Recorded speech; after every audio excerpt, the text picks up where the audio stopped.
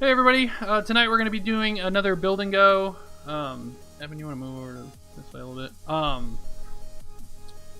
So all week long we've been doing build and goes. The idea here is that when we start up the stream, there is no set deck list. We're going to build the deck and then we're going to run it through a league. Tonight we're going to be playing Abzan tokens. This list that I have up right now is just a list that I was looking at previously. I mean, this list is very old, so it's just giving us a starting point, and then we'll go from there. At the same time, I was running a little late tonight, so I'm going to be eating dinner, so I apologize. If you hear any chewing, that's because I'm eating some delicious food. So, the other thing I'm going to do is pull up Sam Pardee's Abzan tokens list that he won. What did he win? I think it was a Mox a few months ago. Let's see if we can find it. Here it is. I think this list is just like super solid. The reason I want to play this deck is because Grixis doesn't really have an answer to enchantments. We also picked up Profane Procession, which we're definitely going to play as a 2 of. One in the side, one in the board. I don't want 2 in the main just because I don't think the card is necessarily good against mono red. I mean, it does deal with Hazoret. Does mean any creature they play once you've kind of dealt with the board isn't a big deal, but it's definitely something I want to try. And then the other thing I want is 4 start to finish. When I played this deck, it just was insane every single time I played it. Do you have any thoughts and opinions, Eben, on what you would like to see in this deck?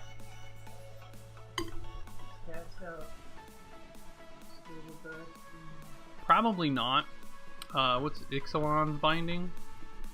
I'm sure there's a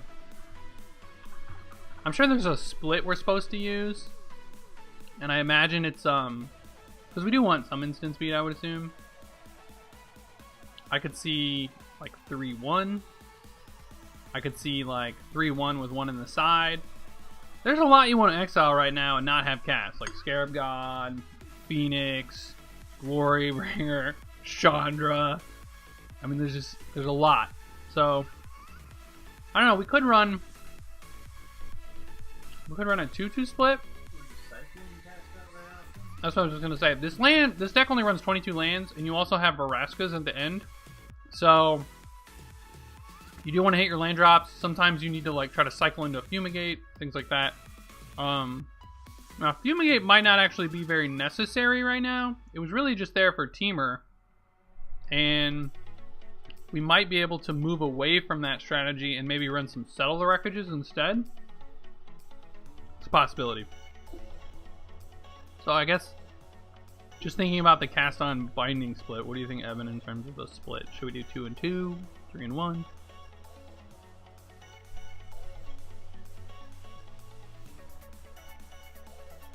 I'm just gonna move garbage over to the sideboard for now. We want the game to go pretty long.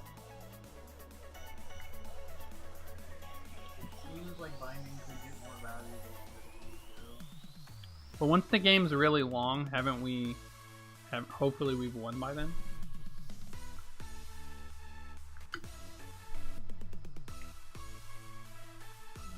The other thing is, with Procession in the deck, like, we really only care about the first one, right? Like, unless it's like a Planeswalker. Because, like, if we cast out the first threat and then we get to, like, turn 7 and we have a Procession in play, like, well, any creature they play is exiled. So maybe we don't care about binding so much. That would be my only argument against it. Is that these kind of fill a similar role. I'm also, like, not sold on 4 Fatal Push. I could see 1 Baffling End with this deck. The other card, what's that land? What's the new land? Does anybody know the name of the new land? Yeah. As like a 1 of. But it could be win more. Because again, like, once we ascend in this deck, we've made a crap ton of tokens, at which point we're probably winning the game, right? I remember playing this last time. There were games where you were like in turn 10 and didn't have a lot going on, and you're just kind of waiting. You could kill their stuff, but you couldn't really win. Yeah, do I ever have a chance to like spend 5 mana though, and like draw a card? I also worry that like we're kind of like a black white deck with a very light green splash. So like Arch is okay, but I would hate for it to like screw up our early turns where we need like hidden stockpile on 2. There's a cost. There's definitely a cost to it. Yeah. I like the Sheafit Dunes, the Ifnir Deadlands still. I only want 1 forest. A lot of people have tried or wanted to play the green 5-drop from Limited that like makes a Sapperling every upkeep, but like I don't think that card's very good. I think spending 5 mana, I would much rather play Regal Caracol. And even then, I'm like not super excited to have that card. The sideboard in this needs a ton of work, but right now we're just focused on the main board. I think you can try the guards just as the fucking try. That's fair. Would we just cut a plains?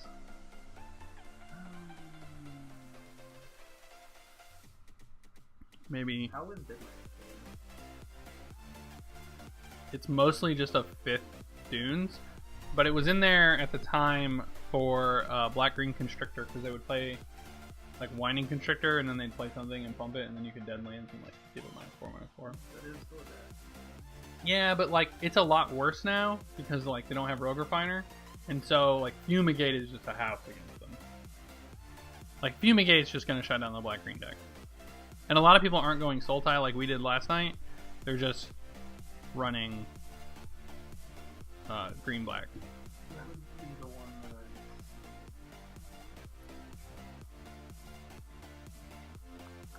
But do we trim a black source or a white source?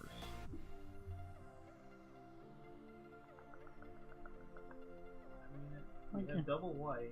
All right, I'm gonna trim. Double black. I'm gonna trim Deadlands.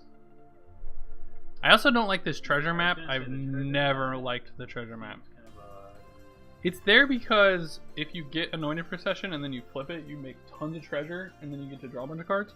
And then also in the late game, like if you have Anointed Possession, probably winning anyway. But also late game, if you flip it early, you can like land an early Vraska minus on something important, and then that treasure that she makes can draw you a card. But I've never liked it, and like Sam cut it completely, and I agree with that. Like the last time I played this deck, I played Sam's exact 75, and it was so smooth and proficient. So I think we have to make a decision on like Fumigate, Settle the Wreckage. Like maybe we just run 1 Settle the Wreckage. Is it 2 Settle the Wreckage and 2 Fumigate? Like we need some number of Settle to deal with Phoenixes, because other than Cast Out, we don't really have an answer to that. Same with like Hazaret. I'm leaning on just 1 though. Yeah, we'll throw 1 over there for now. We do need to make 1 more main board cut for this Profane Procession. I don't think it can be Fatal Push. I'm not ecstatic about Fatal Push. Like Grixis, it has 1 target, I think. Like that's not a card you really want. Mono red, obviously, you really want it. I don't know how good our mono red matchup is still. It used to be really good. So maybe we don't need the Fatal Push for that. And then like green black, you probably want it as well. It's kind of, but you don't want it against like blue white and blue black. So it has some dead matchups. It obviously doesn't have others. I don't know what we would cut. This is the challenge I've had with the deck. I guess we cut a Vraska, because Vraska and Profane Profession are very similar, yeah. And I really want to try this Profane Procession. Open double Chupacabra in your sealed PBTQ. Nice, John. That's pretty fortunate. As long as your black goes deep enough, that's definitely a good way to start. Alright, let's take a look at Sam's sideboard. So, how do you feel about Archangel of... Or, sorry, just Angel of Sanctions? I think last time we played this, I don't know if I was a big fan. I kind of remember that. Does that change with Phoenixes in the format?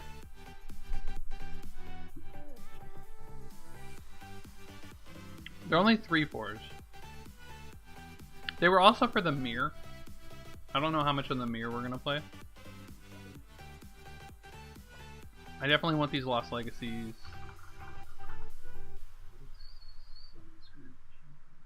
ETB gain power equal or gain life equal to its power. I think we actually want a third one for the mono red matchup.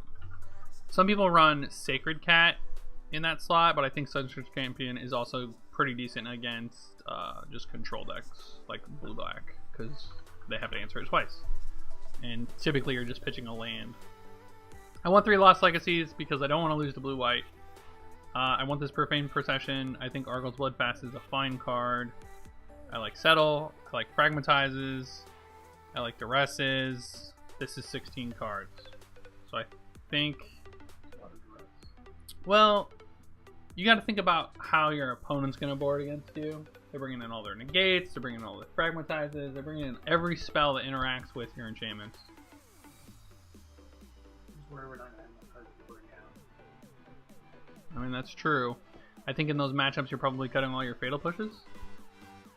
So like that's just a swap, 4 for 4. And then like Mardu, we bring in the Fragmatizes. And we probably want to cut...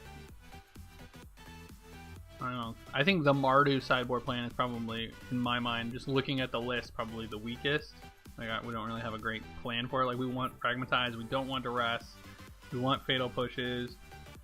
Anointer Priest is probably like a singleton cut. You could go down to 3 in that matchup.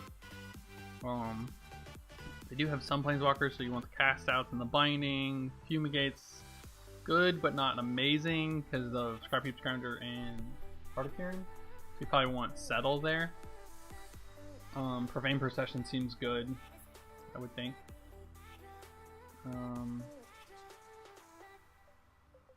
So this Cast Out is kind of a Profane Procession, right? So maybe we don't want that copy. Whoa! There's a lot of Sunsurge Champion. Well, we've played against Mono Red 2 times every league, yesterday and the day before. But I feel like this deck should be favored against them. Okay. What would you like as your last card? I thought that, well, we could put the Cast Out there. What do we? That's what I'm asking though. Like, what do we want Cast Out for? That 2 Profane Processions and these 4 don't already answer.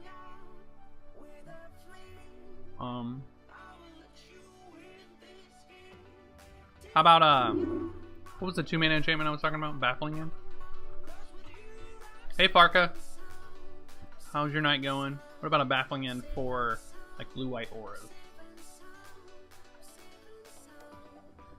ETB, exile a creature with 3 or less, and then when it leaves the battlefield. Oh, that's what we don't have. We don't have like graveyard. Sure. So you're talking about like God Pharaoh's Gift, which is a tough matchup, I believe. So that's a matchup we want.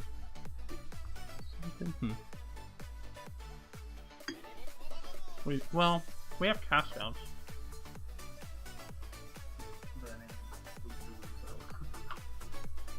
Deadeye Tracker? That's probably the best thing in our colors. Right?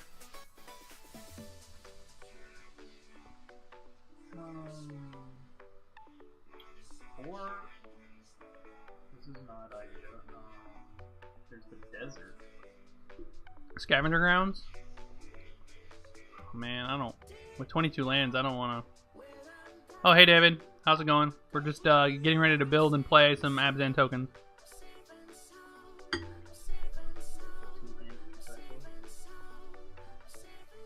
You don't like Deadeye Tracker? Yeah. Well, just two cards of any kind, yeah. I mean, it's a common like strategy against those decks. So I think we could... The other question is, like, Fragmentize. Is that better as just a Forsake the World lead?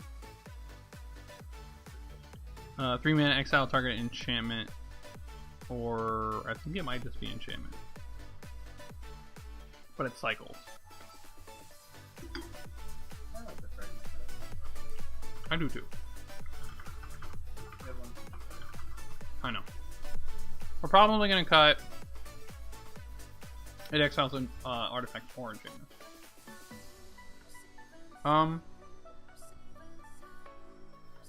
I think it's a Lost Legacy or a Duress.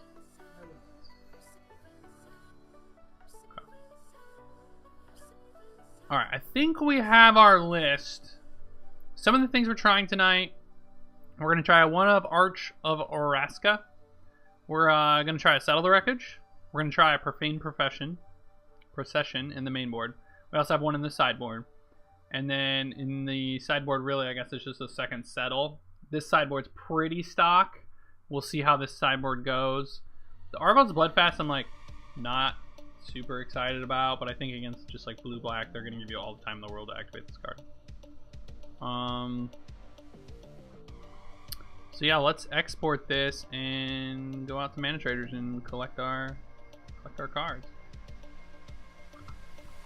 I saw Brennan DeCandio run a version of this earlier, and like he went like 1-4, and everyone's like, "Oh, this deck sucks," and I'm just like, I'm pretty sure it's just his list. Like he was trying to go so much green because he was trying to run that stupid 5-drop. He had like Sun Petal Groves in his deck, and I was just like, you know, you need to be able to fumigate on 5 a lot of the time.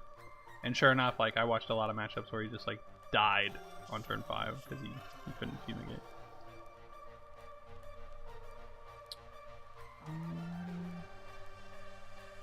I didn't like his list. He had 0 start to finishes. I think that's like the reason you play the deck, because it makes so many tokens, and then it can also like remove a Glorybringer.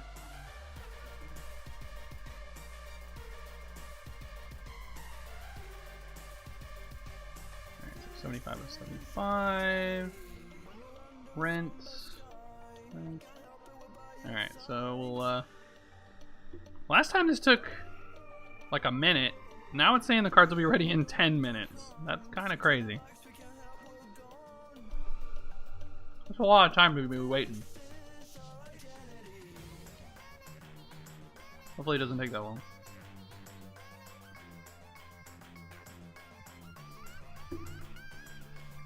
I wish it would tell us like what place in the queue we were.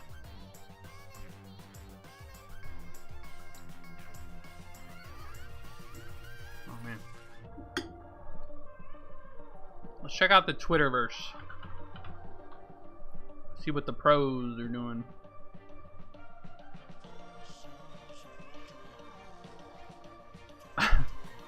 Brad Nelson trying to disguise himself as Mike Segrist to get all their secrets. I love his response. After this tweet, they kicked me out, so they couldn't be sure and didn't want to risk it. That's pretty great. So, LSP's playing tomorrow, right? I'm pretty sure he's not doing commentary this time, and he's gonna be doing. He's gonna be playing.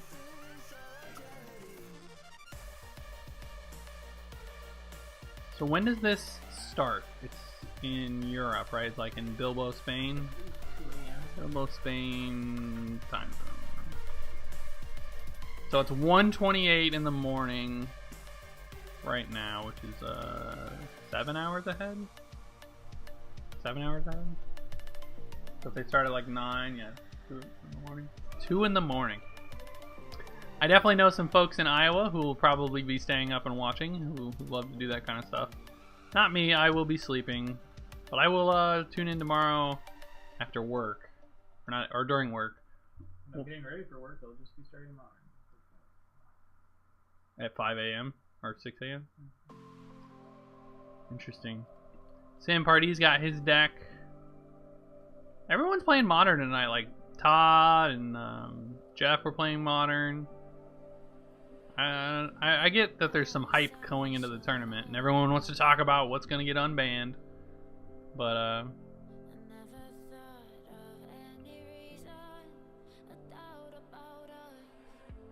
I'm not super excited for Modern. I'm definitely excited to watch them play it, but I'm not interested in playing it right now.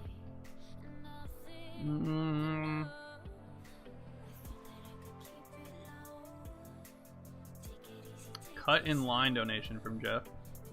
That's crazy. People pay like $50 to cut in line to play their deck list.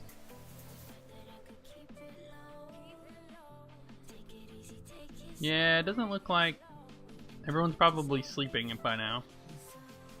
Alright, Cedric Phillips is playing in it. Cedric wants the Immortal Sun. Michelle had an Immortal Sun in her sealed pool, and boy was it insane.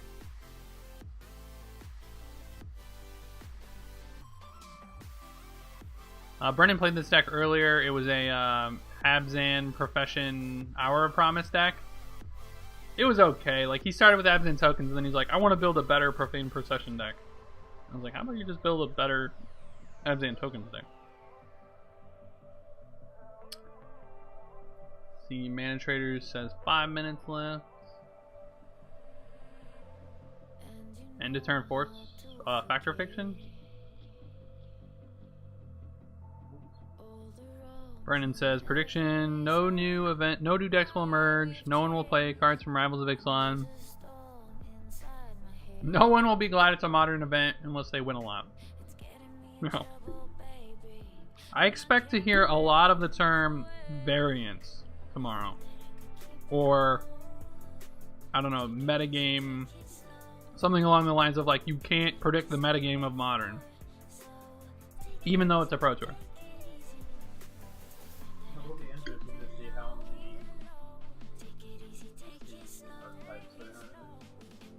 Yeah, I'm interested to see the metagame breakdowns.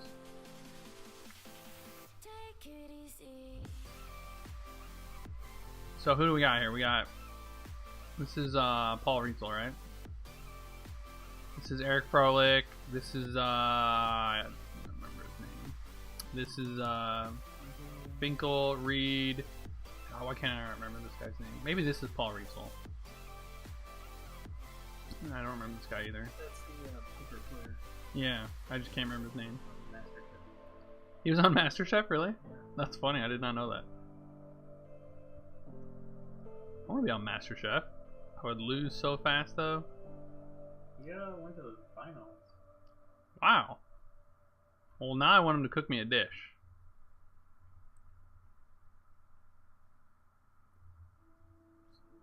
Andrew Cuneo, David Williams. I do not believe that's Andrew Cuneo. But yeah, that's David Williams. Andrew Cuneo? Really?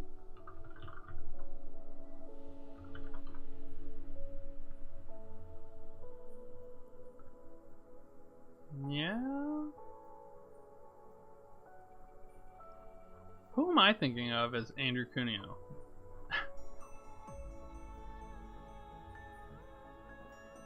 Oh, that's Andrew Cuneo. That's Andrew Cuneo back there. David Williams. Okay, that makes sense. David Williams. Who's the I don't want to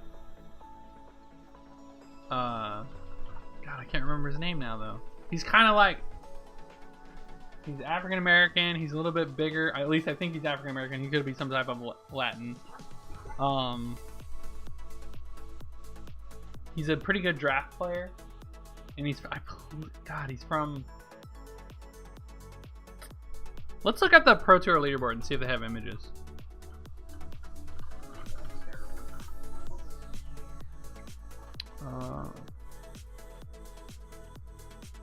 This guy right here. Who's this guy right here? God, I can't remember his name.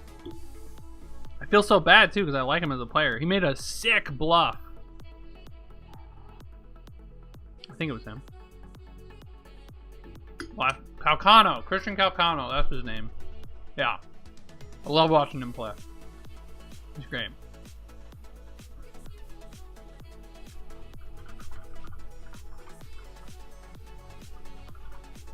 It was him, right? He was the one who bluffed? Yeah. Oh my god. This clip. As it does work particularly well with the Ravenous Dagger Tooth and taking out some of the flyers. But Yeah, like you said, well, he that just is a like, stop he's sign. got a That grazing grazing whiptail, says, and he just like swings with shall his not bloodletter pass. immediately untapped. And Calcano. And I was just like, this is just the gets greatest right in thing there. ever. Because he just gets Doesn't have blown the out by skullduggery Skullduggery. That was just a stone bluff. Yeah. Blown out. And he doesn't have it. Did you see how confidently Yeah, he he's- attacked, And too? I don't know. I He doesn't even have the absolutely, fourth like, when he mana did here. this, I was just like, this Or is the the Fat greatest Leafly play Cutthroat. That I've that ever was just seen. 2 free points of damage that Christian was able. Because it's just like, it's against Reed Duke. You know, and you're just like, I'm swinging, man. You gonna call my bluff or not? Yeah, I saw Osep bluff and that was also a very good play. That's what I love about the Pro Tour, just watching the intricacies. And like the play is always just like really sharp. So we're still waiting on our deck for Mana Traders. Looks like we got about another minute.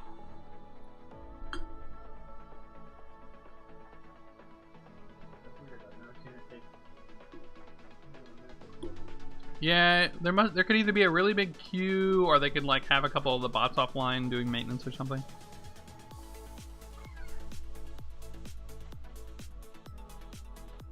Well, I also think it was right for Reed to not call. If he untaps and he has any kind of trick, he can call the next turn.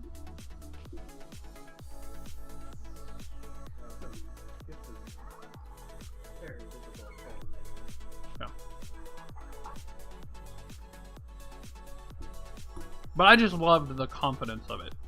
That's what really sold me, was that like he already had his plan in place. He was going to untap and swing with this creature no matter what. He didn't take time to think, like, do I want to use my Skullduggery? He's like, I'm going to get this thing off the field.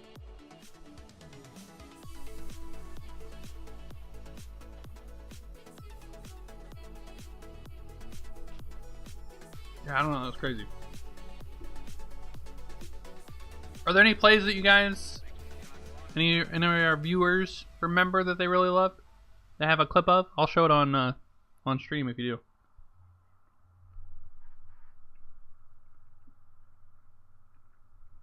do.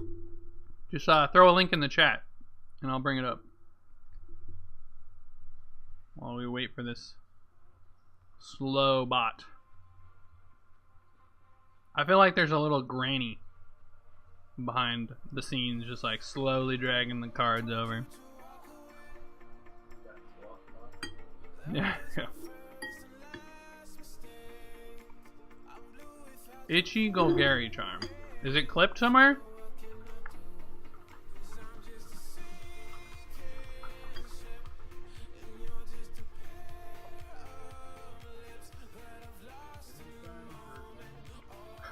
That seems oh, I don't know when. I remember this match because I was rooting for Jake Jackson because I loved green white at the time. Although you needed to be Naya. But does anyone know when it happened?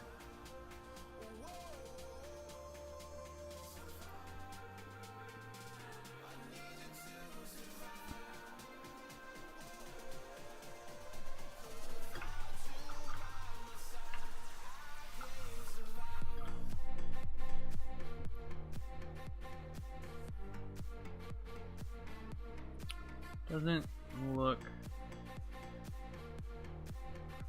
44-15.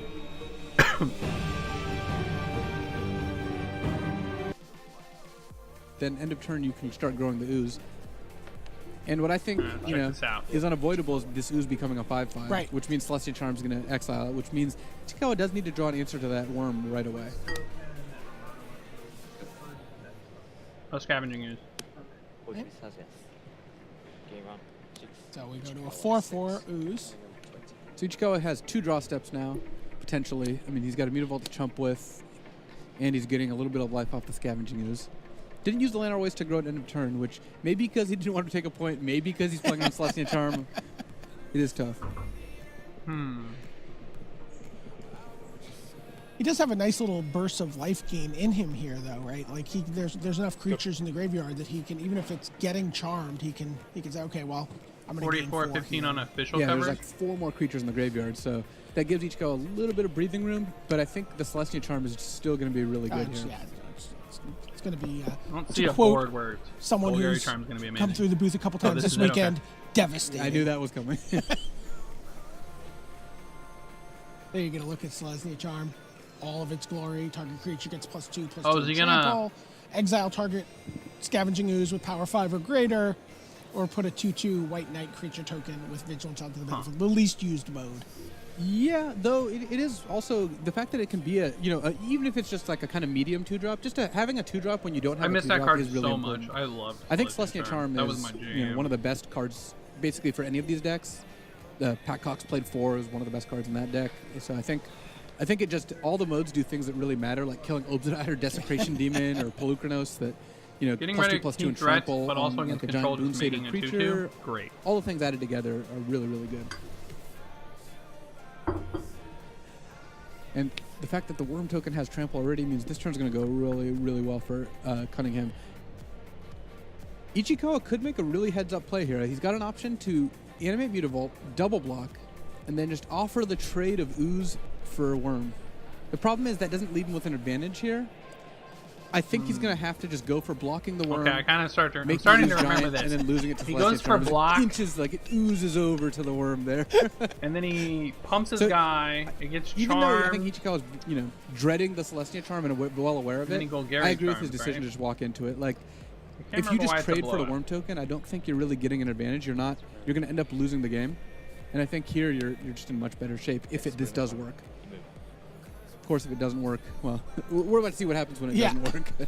It involves, Ichikawa going down to a very low life total, depending on how many creatures he removes, as the Worm just tramples over the exile. Yeah.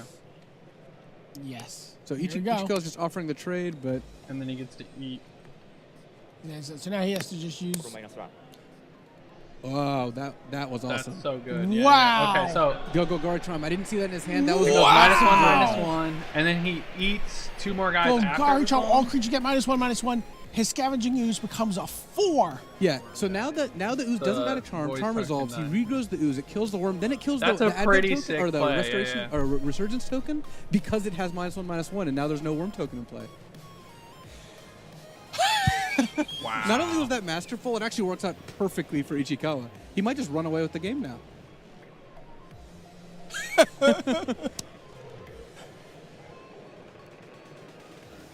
In an unforeseen turn of events. Turns out Golgari Charm was just the best possible draw. That Yeah. was so good.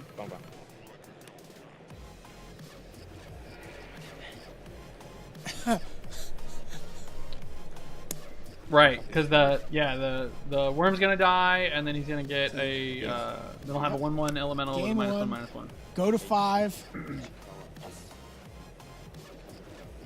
It says pass. Is that English? Can I see the Esper? He's just like, Showing him I being the got card that is gonna be his destroyed unmaking by game, this I card. expect. I mean, the game isn't over, but now Ichikawa's going to have a giant Scavenging Ooze ready to just roll on over, and Cunningham doesn't have actually very many turns to kill it. It's going to just get out of control. Yeah. Yep, there goes the Uh, Advent John? token. There Why goes did he the do that? Resurgence token. And here comes the Scavenging Ooze. No reason to hold back now. No, and Sink all your mana into it. if Cunningham had another like Advent or any instant speed creature, I think he would have played it after the Golgari Charm to keep the voice token alive. Right. So I think Yeah, you that's just pretty assume he's got insane. nothing. I mean, We're there about aren't any 85% cards he to could have get in our his hand that are cards, so we relevant should be that he getting would them not have pretty played. soon. So you just go for it at this point. Yeah. I love Magic. That might be just like 1 minute until our bot starts working toward it or something. I don't know. So, John, you had an opponent, Tilanalis Charm, your Alendra. I assume that didn't work out well for him. Tilanalis? Is that the one that,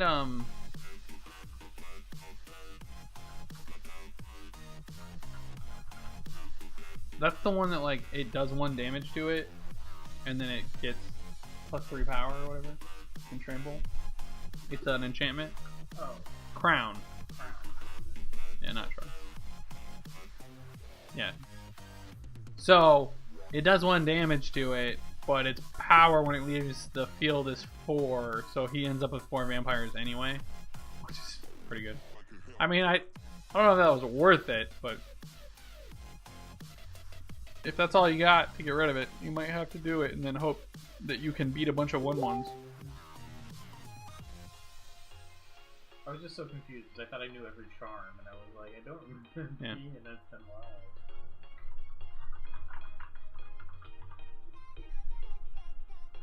God, that pasta I just had is so good. I want to make it like every week. That is the thing you can do. Yeah. There is no law saying you can't eat the same thing every week. There's the law of you want to eat good food constantly. Tastes different. Bye, babe. I don't know, once a week I don't really get burnt out on anything, but I don't get burnt out on much. I eat a turkey sandwich for lunch every day. Do you really? Yeah, I love food, don't get me wrong, but I am definitely that kind of guy. I could totally just have a set schedule of food and just follow it. And I could, like, Sunday meal prep is definitely something I would be interested in doing. But I like food, and I don't have to do that, so. We've done some meal prep. I like the principle behind it.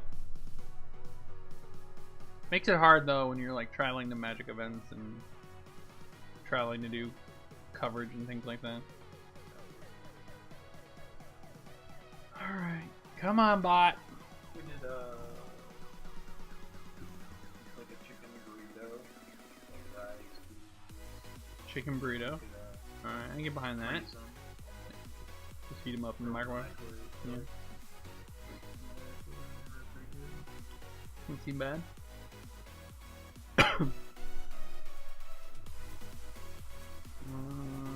These are all full arts.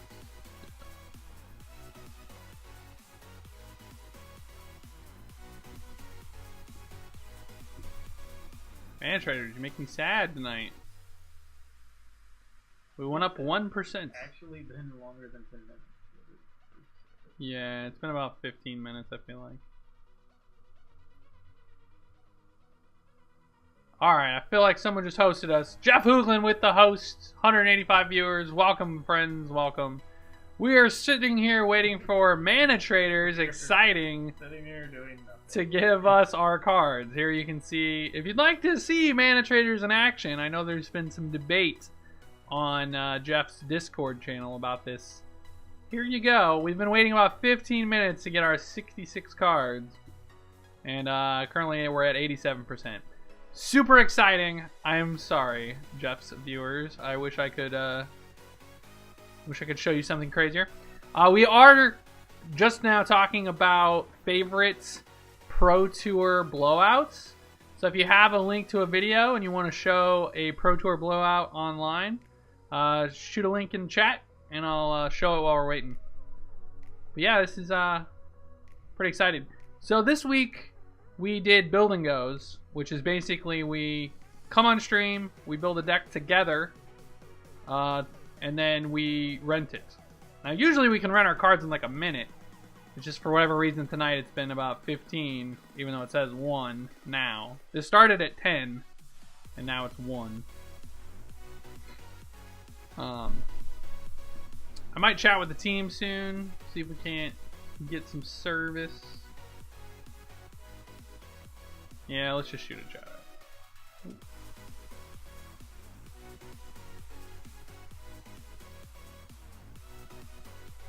I'll just say, hey, looks like my bot's stuck.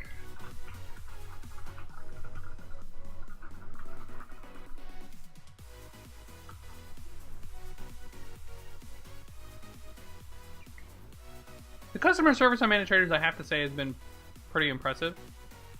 They've always been helpful.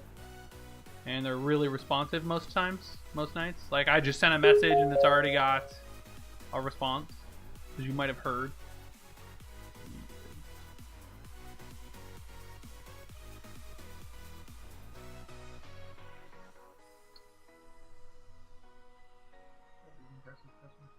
Yeah. Not bad.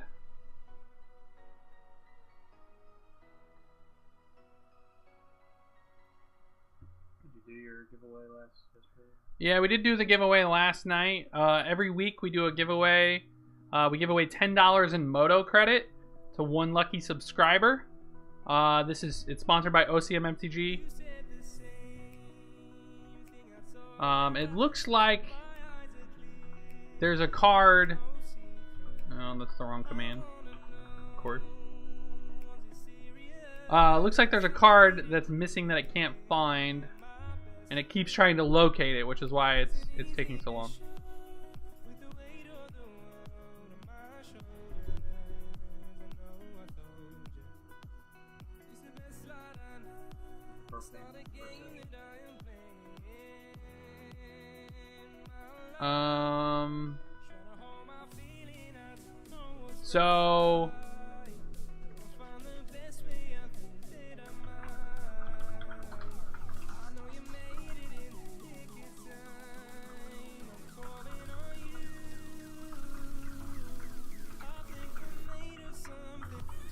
So typically what happens with mana traders is if you request a deck, it'll give you all of the cards it can, and it'll complete what they call a partial order, and then if you just like re-request the cards, it'll usually find them the second time for whatever reason, like maybe people returned them in the time or whatever.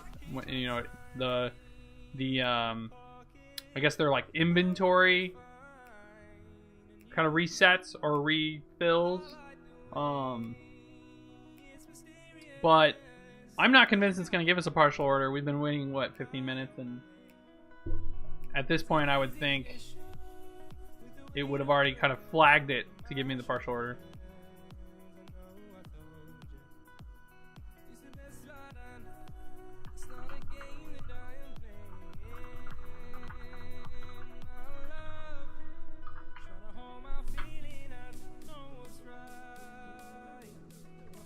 I do apologize, guys. I know this is not exciting. I'm trying to get this resolved as quickly as I can.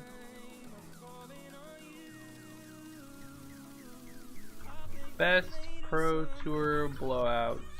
MTG.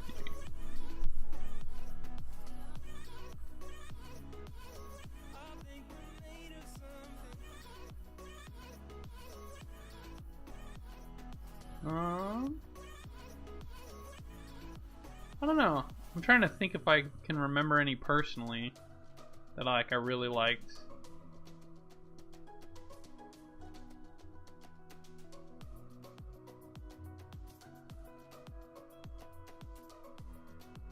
Ah, okay. Looks like they had some server issues about 10 minutes ago, and that caused some problems.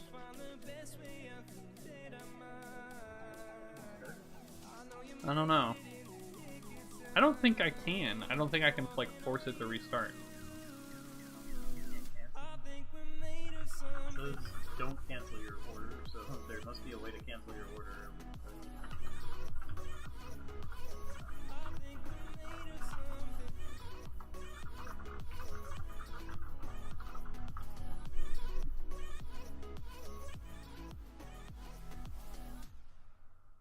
If in the meantime any viewers are looking at this list and want to propose any changes, or if we're missing any cards, or have any opinions at all, feel free to throw them in chat and discuss them. We spent a good, what, 20-25 minutes building this deck, and then we've kind of just been waiting now.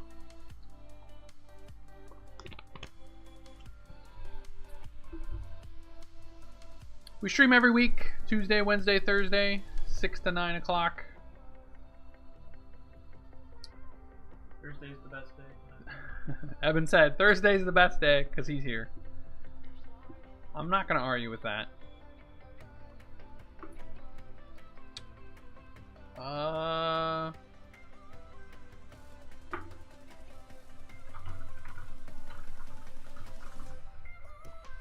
So I don't want to cancel the order because he says the queue's huge for cards because of the issue that we're having.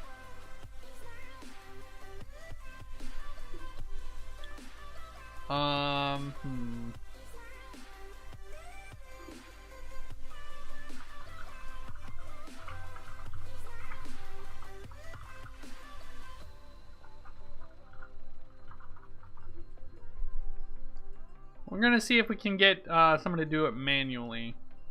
I'm gonna ask him anyway.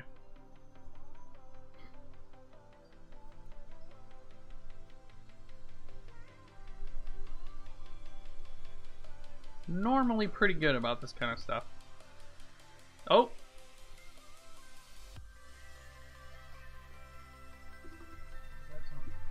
Did it give us 66 cards? It tried to give us 201. Alright, well that's not right. Mana delivery bot 8.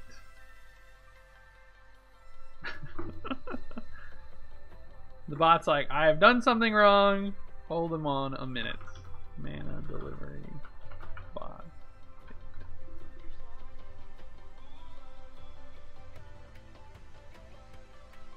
64 of 66.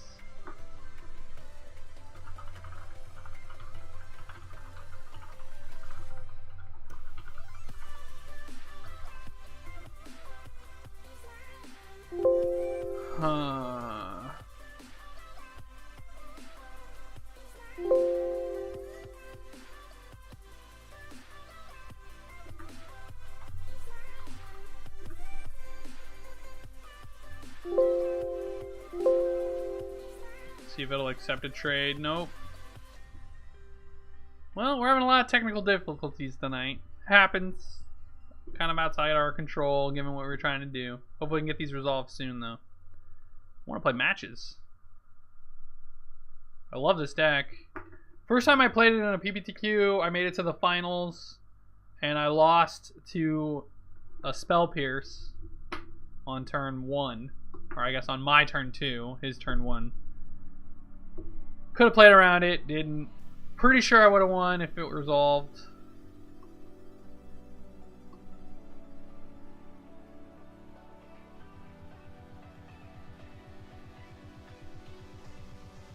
You want me to make a new request?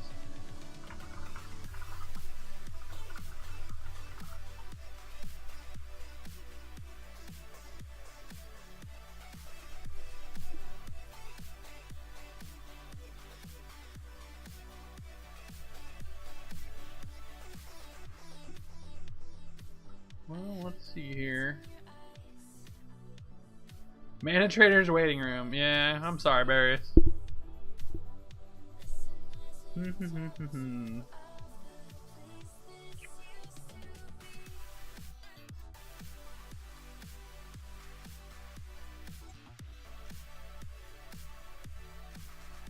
Alright, he says to just put in a new request.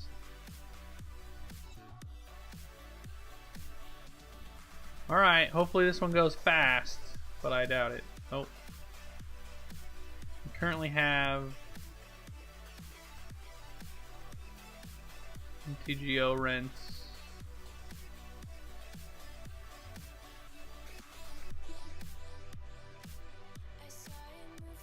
Oh, this is weird. What's the total on this?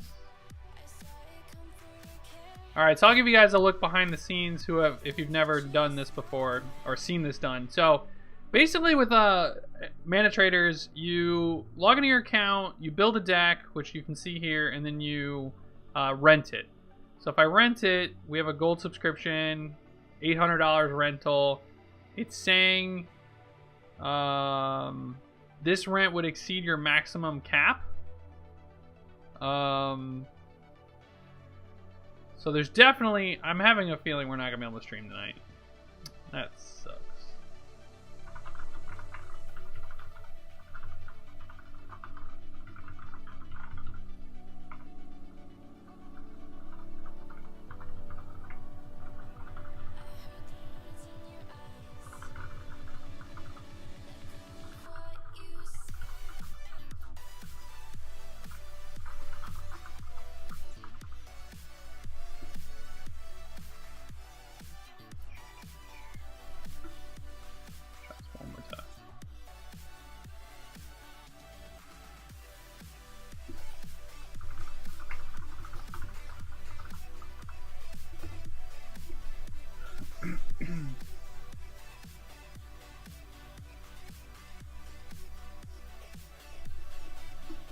201 cards. Yeah. Okay, so it should be playing immune.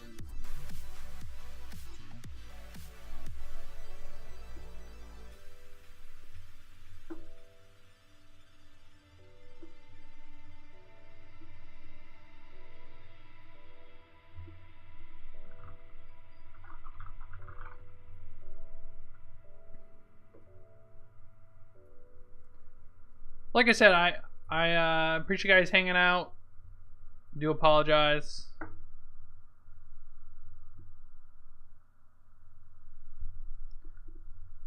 Support staff. I gotta be honest though, is pretty solid. Like, I don't feel like I'm talking to an idiot. And he responded almost immediately. He's doing the thing. He's trying things, yeah.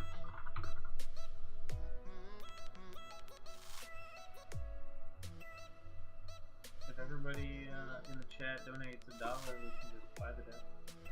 That is true. If all 66 people donated $1, we could just go buy the deck. Try the new request now. Alright.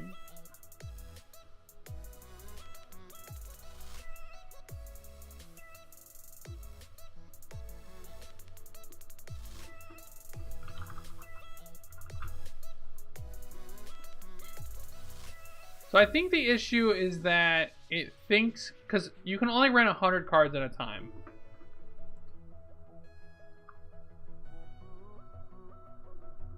And so it's saying I can only rent 34. So it thinks that I have...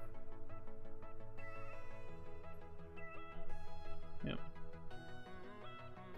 So same deal. I think you have 200 cards. And only have No, it thinks I have the 66 cards we requested.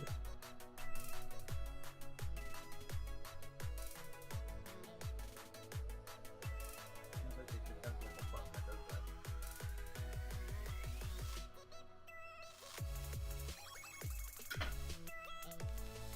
Yeah, this is pretty weird. Pretty weird stuff. Again, just some behind-the-scenes Mana Trader stuff. In just this month, That's today. in just this month. That's today. Right. So okay, so my billing month is the 5th. So between January 5th and February 5th, and keep in mind I was in Cancun for 8 days. I rented 26,742 tickets worth of cards. And I'll be straight up, I pay $50 a month with my current discounts for Mana Traders. So for $50 a month, I was able to rent 26,000 tickets worth of cards. That seems like a good investment in my mind. Could be wrong. You know, if you're gonna spend 75 tickets and play the same deck day in and day out, you know, you're probably saving more money than I am. But if you want to play whatever deck you want in Standard and Modern, $50 a month, it's a reasonable price. And I think Moto could make a killing if they just had a subscription service. Yeah. I'm not even talking to leagues either. You just you get whatever card you want. Like, it has all my cards I want. It's just got a bunch of excess. Just give me all of the cards. I will return all of the cards if you give me all of the cards. What I assume is going on is that our rental and someone else's rental has merged. Or maybe even 2 other people's rentals have merged. And all of our cards that are trying to be requested are in a singleton pool. And so it's probably expecting to give the cards to someone else, and then it sees me and it's like, whoa, this is the wrong guy. That's my thoughts as a programmer. Or it's just seeing that it's giving too many cards to Yeah. everybody. Yeah, that's... Like, I think what they should do is clear the bot, if they can, of any cards, and then restart the bot.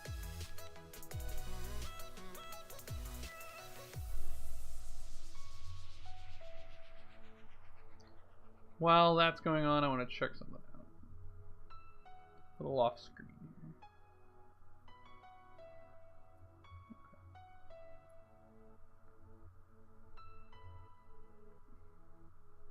Every now and then I sell all my tickets online, so I was just kind of seeing how many I had lying around.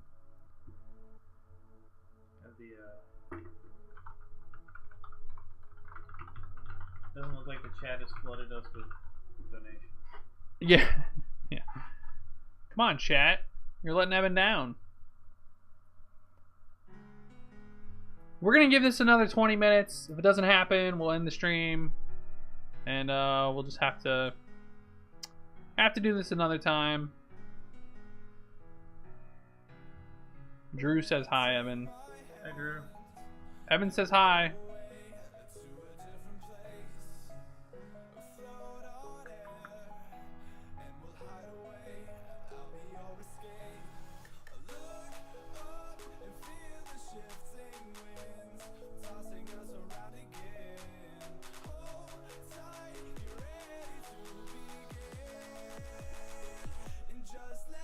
So as a programmer, like, I know I'm not talking to the guy who wrote this site or these bots.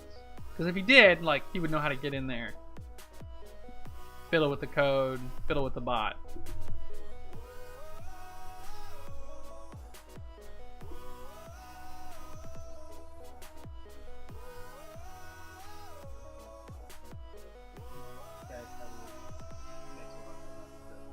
That's true.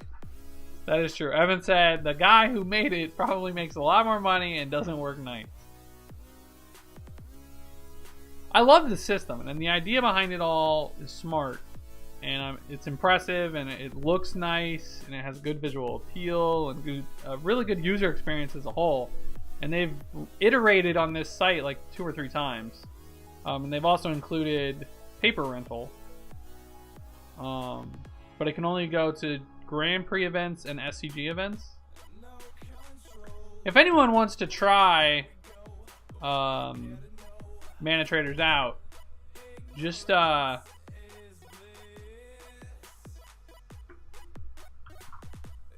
here's a link as a referral. We could play Hearthstone. I can get behind that. Let's fire up some Hearthstone.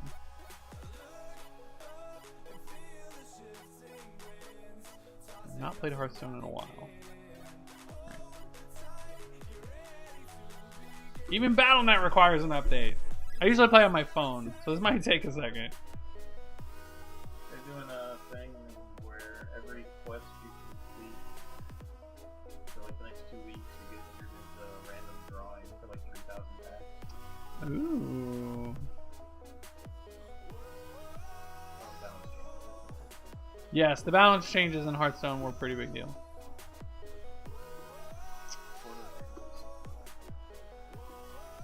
Yes. Although I do think it got nerfed like way too much. It definitely got killed. I don't know that I have a deck that I want to play with now. I was playing Zoo Warlock, but I had Corridor Creeper. I don't know what I would change. I don't know if a 2/5 is good enough. No, it hasn't balanced yet. Oh, it's not out yet? Oh, let's jam then. I've already done this. Oh no, I didn't. This was from yesterday. Alright, opening some dust. This is all dust. Still dust in it. You get so much dust off of gold items. And 4 packs. Heck yeah! Oh, my champion got me 1. Haha! Learn to pick Asians. Sorry, that was racist. Casual racism. No, I honestly don't remember who I picked. I let Tara pick mine because every time I picked it, I got 1 back. Well, that strategy worked. Alright. Non-great. Can I get a foil at least? Golden something? Arcane Tyrant. Yeah, it's not terrible. Alright. Play some Zulok. We'll go nice and fast. Try now.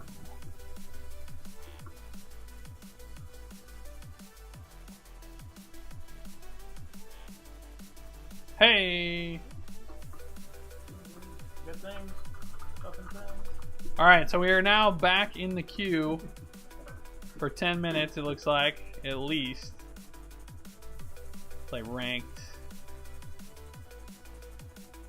You missed first season Murloc. I was never a big Murloc fan, even though I like it was very powerful. Just not, I don't know. There was something about it I just wasn't a big fan of. I've never been a fan of those like decks where it's like play a bunch of crap creatures, play a lord, swing. Although Zoo Warlock is a little like that.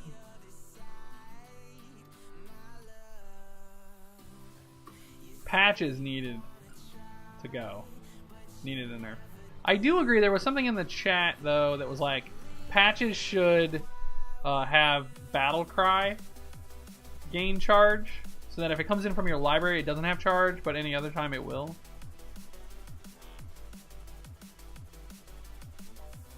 Oh, I need a 2-drop. Look at all these broken cards. I was just use your power. Wild Growth, that's fine. I guess we can just draw a card. I'd still like to have a 2-drop.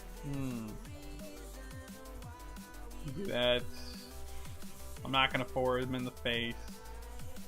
Well, now I'm playing Darkshire Councilman, and then I'll lead that into South Sea Captain. So this is a tricky turn, I feel like, because I'm supposed to kill this. Because if he attacks here and swipes, he wipes my board. Swipe would destroy me there. Alright, and then now we just don't care. So we'll play Captain.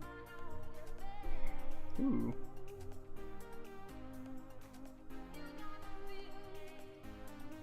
I was watching Kibler play today, and like his opponent wanted to kill Kibler's 5/5, and he had Captain and Patches. So he goes, swing Captain into your 5/5, and then the Patches turns to a 1/1, and you could just tell that the guy had died inside because he messed up so bad. And then Killer untaps and just like destroys him with his Dragonfire potion.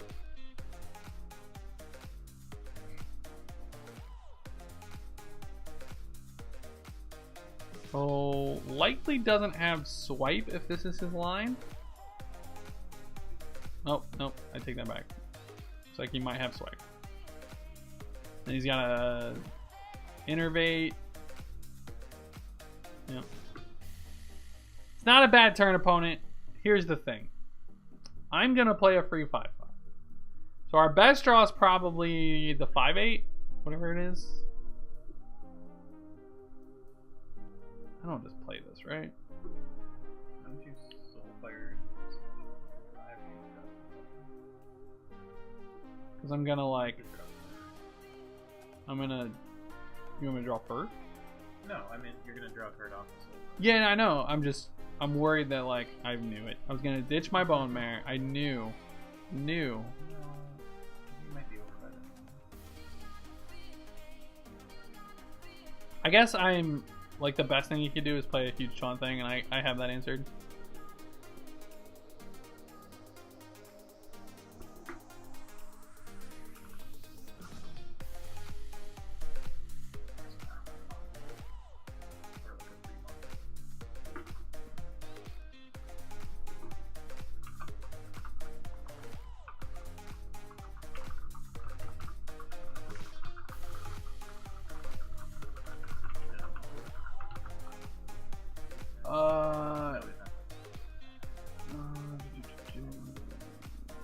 6 plus 4. Yeah, and then he's gonna.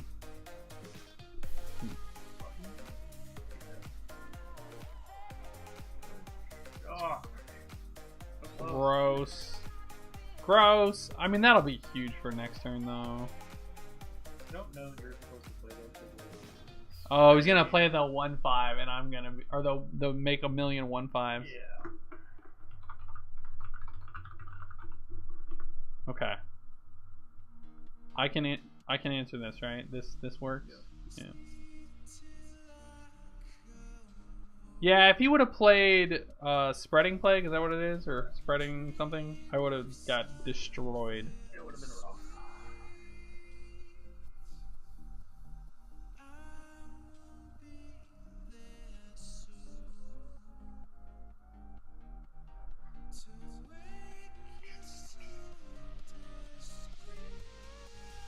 Still 62 people hanging out. We've lost about 30 viewers. I do appreciate you guys hanging out. The guy says it's almost fixed. The guy did say it's almost fixed. We are getting the next available bot. Be able to jump into some matches here. Oop. The Warlock Mirror. I like being on the draw with this deck, especially when you have Councilman in your hand. Is this the node 2 drop? The node 2 drop that? No, I have. Yes.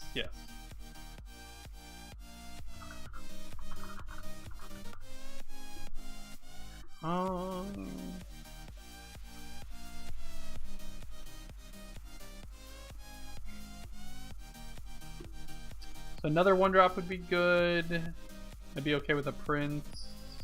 The Prince is just broken when you draw it. Alright, so we're both playing Zoo. I don't know how our hand looks though. Are we supposed to just like... Ooh. That kind of sucks actually. I'm more incentivized to trade, but I think I'm supposed to just kill his 1/2 and then play my 2/1. Because he's going to make the same trade back on my 1/3. I don't know if you play the 1/3. Just play this? Drop the 1/3. It's still a good card. So I think it's now like it doesn't have it. Right. If I play the Imp, it just gives him a free attack into my 1/3. The same way I did with his 2/1 or his 1/2. So now you have some, hopefully draw like a 2 or 3 drop and cancel it and then like double. Yeah, drawing the pirate guy is always the best.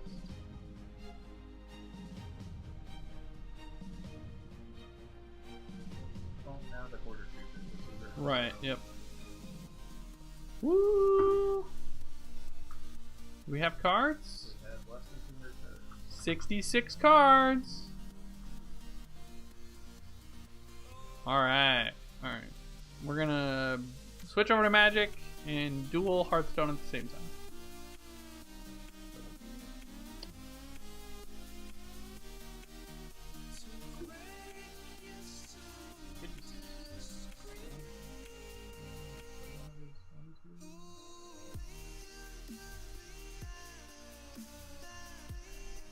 Alright, let's immediately jump into the league.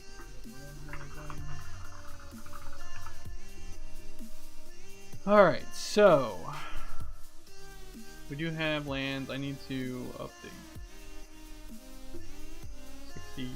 16. Oh, I did this last night. What's our extra card? We cut a duress, right?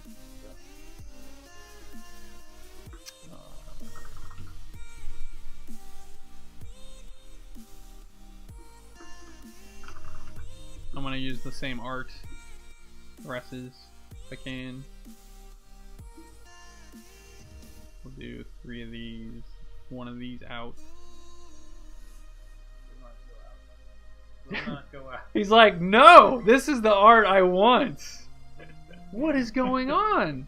I agree, Moto. That's the better art. Oh my god. Alright, let's do this, I guess. Dude, Moto. You are drunk. It said no. Odo said no. Put that out on your husband. Oh yeah, I'm gonna have time out on my Hearthstone. Ah!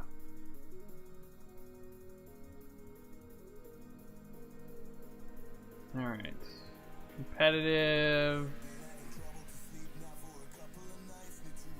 Alright. Jump into this. No one. He's got stuff and things. We get to play a match! Woo! Oh, that's fair. That's actually here, not. That's actually really bad for him.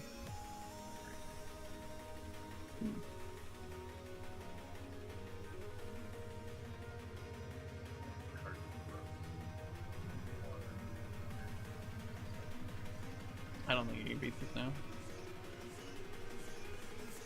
Alright, jumping into a league with Abzan tokens.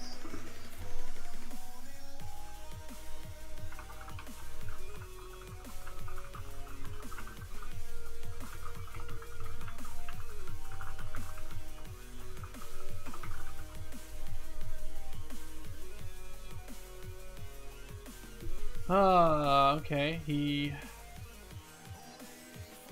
also had one. Here's the thing, I got a bone mare. My bone mare beach.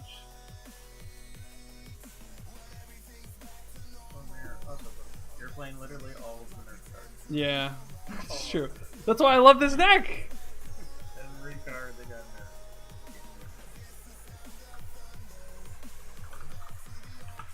nerfed. Alright, so now Moto's like, you know what, Brad? You've been waiting around with the Abzan tokens. Time to make you wait to find an opponent.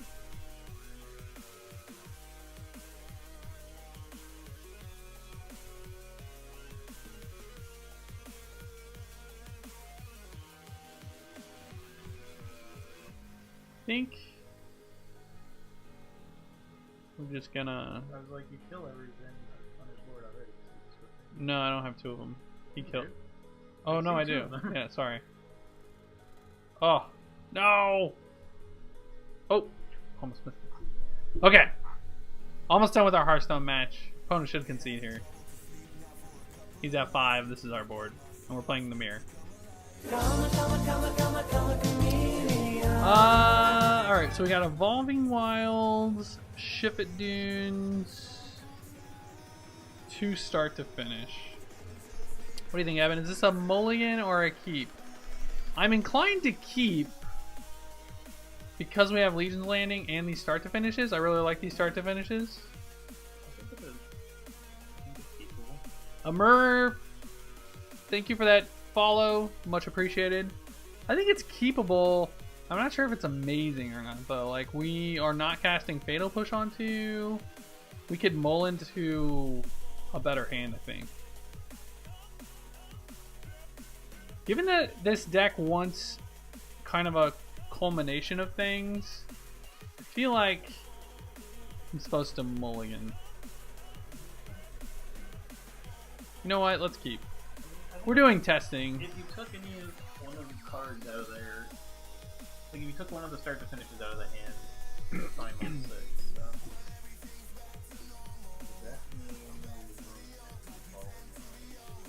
This could be Sultai, this could be Grixis.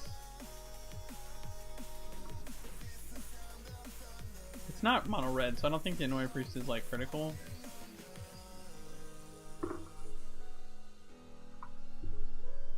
There is a Ketra's Monument deck out there right now. This could be anything at this point. I'm pretty sure it's Esper. They play Treasure Map? Esper Approach. Esper Approach.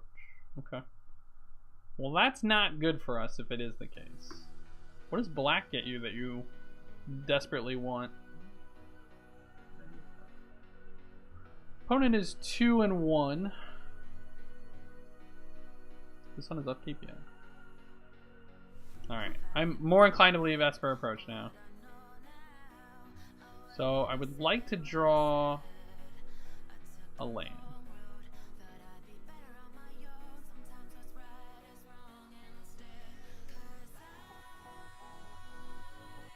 I'm also just gonna start to finish now. We don't have a 4th land in a procession, so there's no real reason.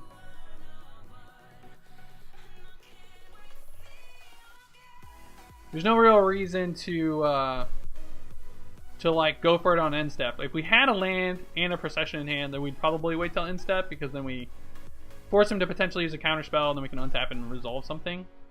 But I just want, at this point, I want to flip my Legion's Landing, because then if we draw Anointed Procession, we can actually play it.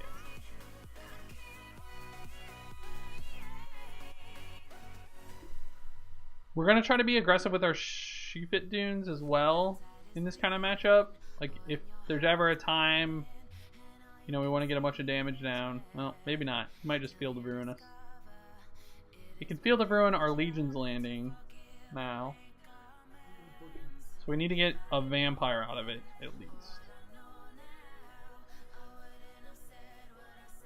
Okay. Secrets of the Golden City. If anyone hasn't seen this card yet, I've been playing this a lot on MTG Arena. I think we need to resolve this.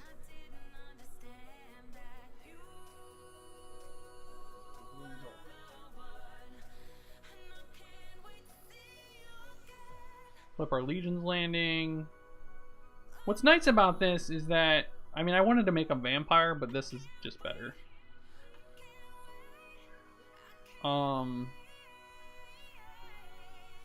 What's nice about...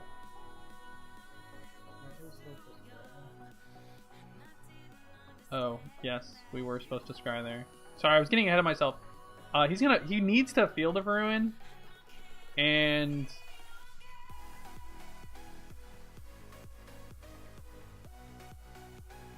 the scry doesn't matter, actually. What do you think the percentage of him Field of Ruining is?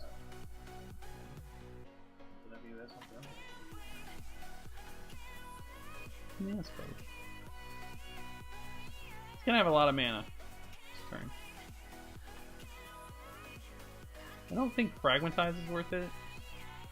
Just for a card. He could also just be...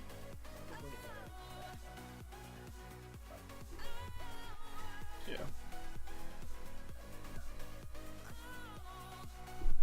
Cast out Binding, Fumigate, Settle the Wreckage. You sacking the treasure? Alright, he has a Binding. It's not terrible. The second Binding is what's gonna kill us.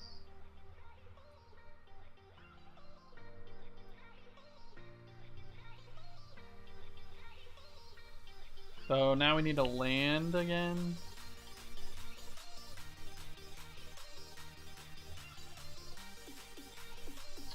All these fatal pushes. Maybe I just ignore it.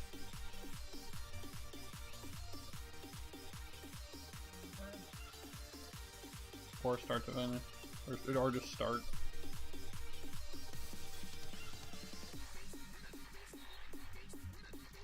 Goes to 12. We make 2 guys. It's swinging for 10.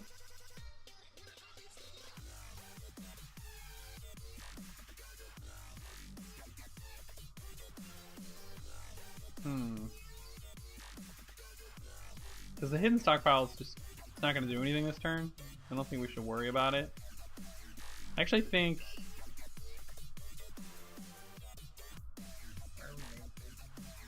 Play around counterplay? Yeah, I guess he could. I don't know. I'm worried about it getting countered. I mean, you're worried about counters, just make a vampire for land. Oh yeah, I guess that's true.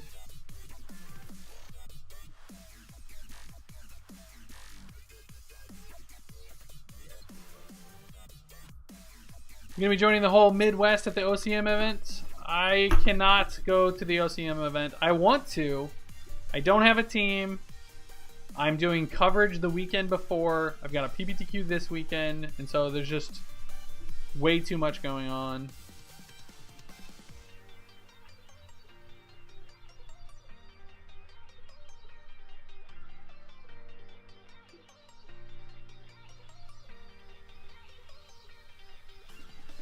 We have Araskas in our deck, but I'm still just gonna get Swamp here. Card. We can take him to 4, but he could have Settle the Wreckage. The second copy is still kind of gross. We do have to get no, there.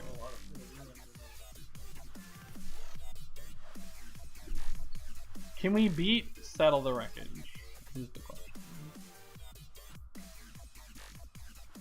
I guess we're just going. I'm not gonna go for Dunes this turn. I'm gonna take him to 8, and then I'm gonna start on the end step, and then Dunes next turn. He lets us.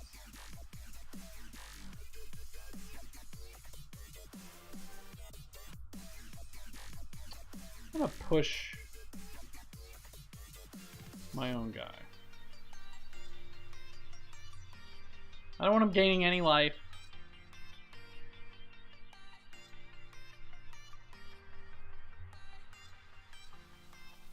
Got another one? Sure, man.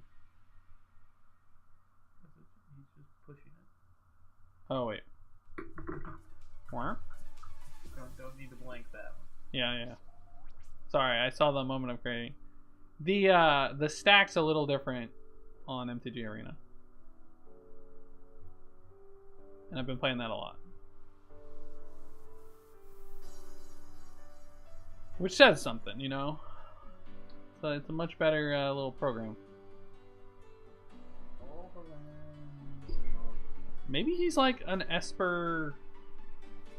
what's the 6/6? The Sphinx? Yeah.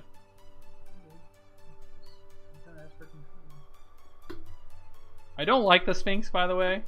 I would love for him to cast it this turn. That would be amazing.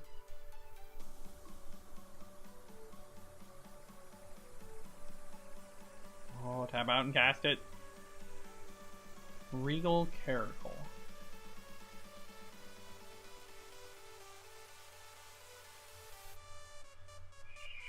Sure.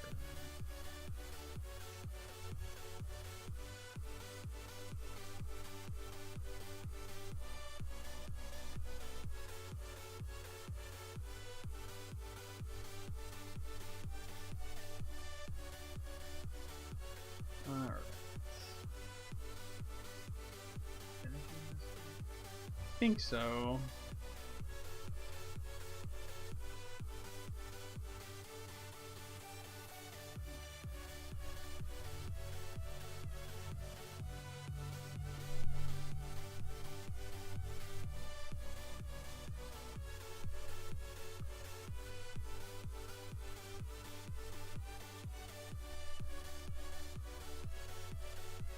Having a stockpile would have been nice.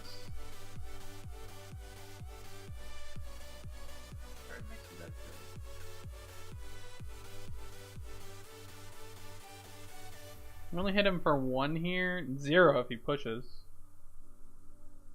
doesn't seem... It just seems like an Esper control deck, right? Yeah, he's just gonna... I mean, you could have Approach, you could have God Pharaoh's Gift. I think all these cards are kind of interchangeable. I mean, I would be amazed if he had God Pharaoh's Gift. Absolutely amazed. Another Caracal. Great.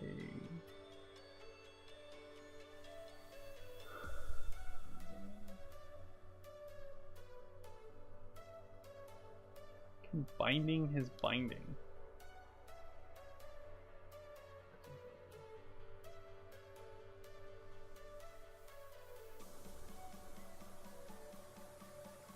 Could counter it though.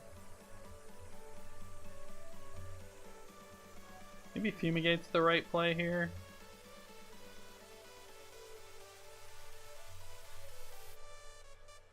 Let him counter this and then binding next turn.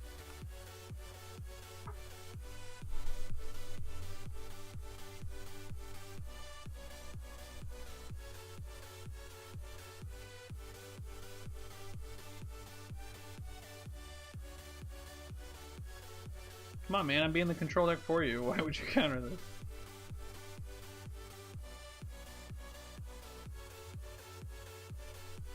So he's gonna Supreme Will, looking for a threat.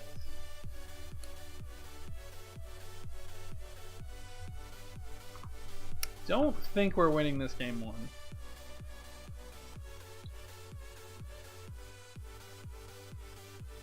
Scarab God. How's the deck been? I'm finishing putting it together for tomorrow. This is our first match with it. I think I'm supposed to cast out. Guess I do it on upkeep? Oh, right. Yeah.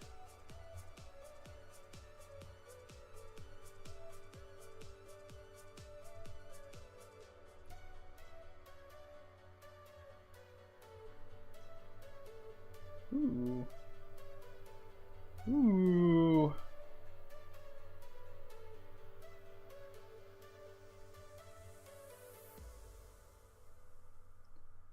Alright, so if he bindings this... That's a good sign. I think Procession's actually better to get down. Since he like didn't counter last turn.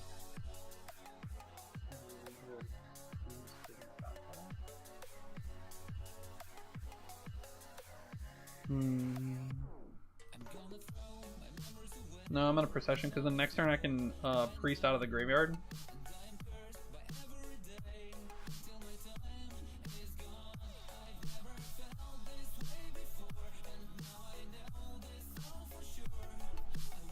And then that'll make 2 priests. Yeah, I'm not sure what his hand is. Ooh.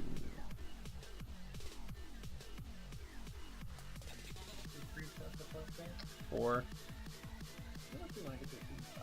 Well, I want to map and then stockpile the next turn.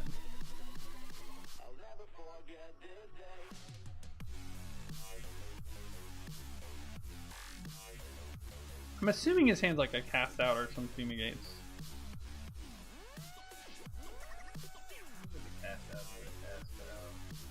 Or sorry, I meant settle the wreckage.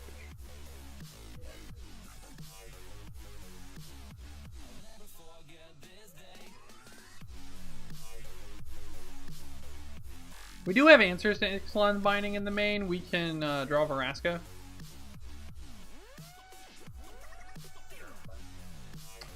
Yeah, I don't know how much we're supposed to use our own binding though. Baffling End. Also a card he could have in his hand.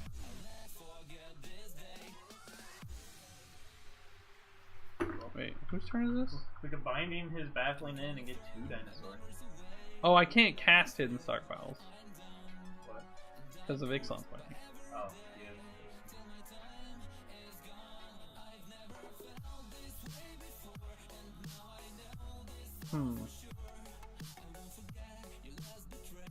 I think I'm gonna go for the binding on his binding. Yeah. So to do that, I should go get a forest. Yeah, I wanted to not binding his binding in case he has cast out specifically.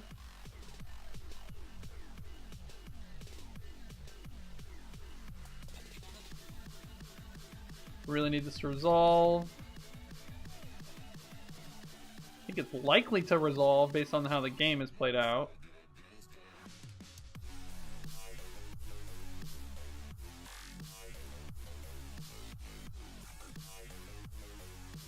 Alright, now we have a stockpile.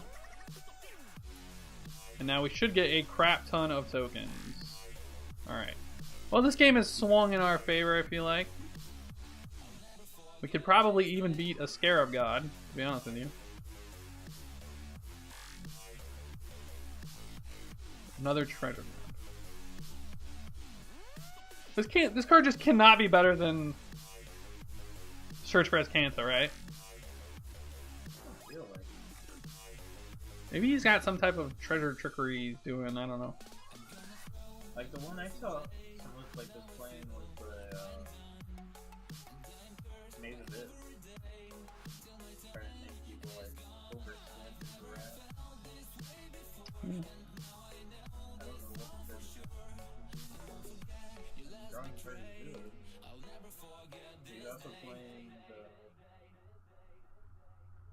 Abomination /3. Alright, so our opponent properly took out our Sheafit Dunes so that we couldn't activate it next turn. Because we were definitely going for that play. Mostly because it triggers hidden stockpiles. Oh, I need to be stopping on my upkeep. I was wondering what was going on. Again, been playing way too much MTG Arena. I have to actually put stops on things. We're going to attack into settle here. We can always sack one of these in response.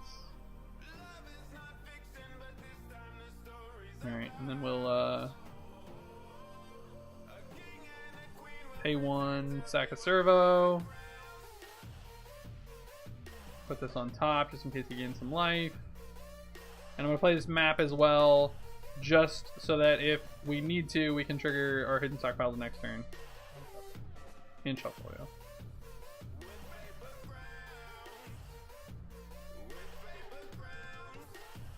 So I don't want to do too much else with my mana. If he does Fumigate, I want to sack as many of these servos as I can. I'm not sure that's put in on the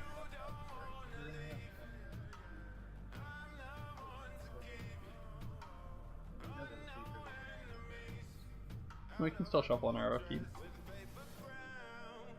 I was more worried if he plays this, exactly this.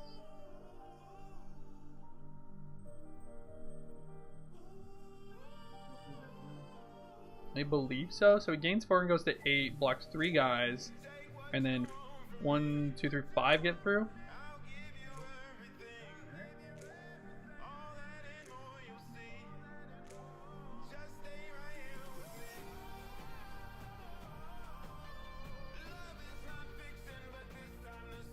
So here's another decision. We could get the cat out of the way for 2 damage. It's the same. And he gains less life, so.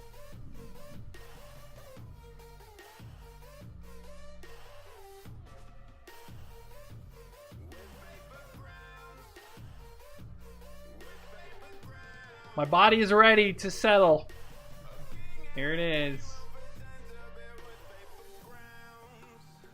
My body is ready. We only get 2 lands out of this. So things left the battlefield. We don't need to pop Renegade map. Just gain a bunch of...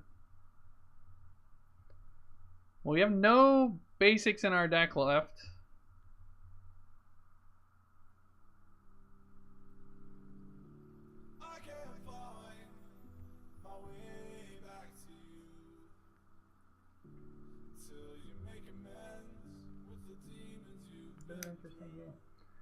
Yeah, it's been a little back and forth.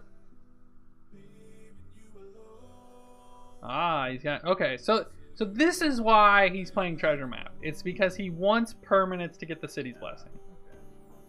I can get behind that. God, a 4th cat? 4th cat. I'm taking 4. Alright, we're gonna do some scrying on our upkeep. There's actually no basics to get, so that's pointless.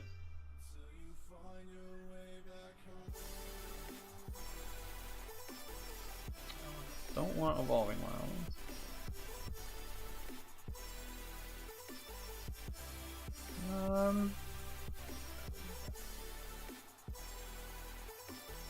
Do I?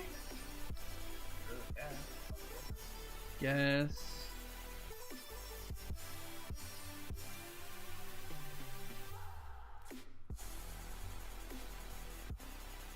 I feel like Anointed Processions is going to be better. So one card I've been playing with a lot. I don't want to play this priest yet, which is why I didn't tap any mana. Or why I didn't play white. I'm going to play the priest when our life total actually matters.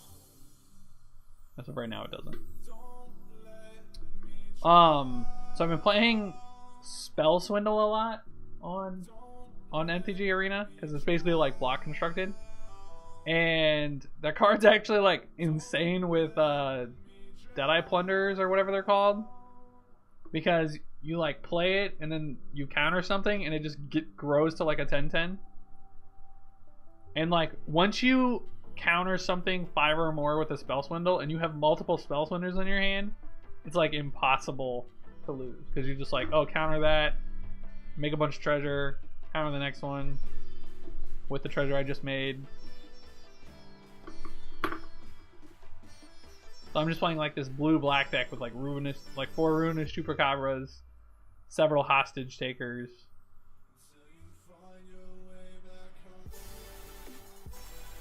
I'm gonna scry a little bit for an anointed procession. Opponent has 6 cards in hand now, though.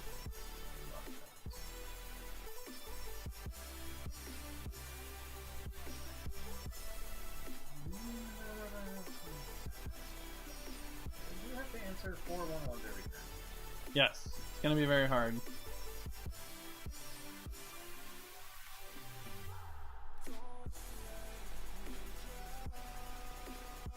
All right. Now they have to answer even more every turn. Yeah, you have to have fumigate every turn.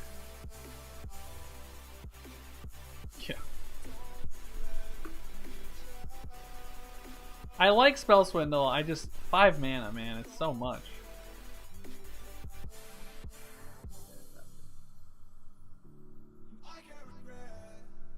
So how does our opponent win? I don't know how they win from here. I know how they can't. Like, how do they not lose? I guess if he goes approach into approach. Alright, so we're gonna sack some things here. I like cast out. Still gonna sack.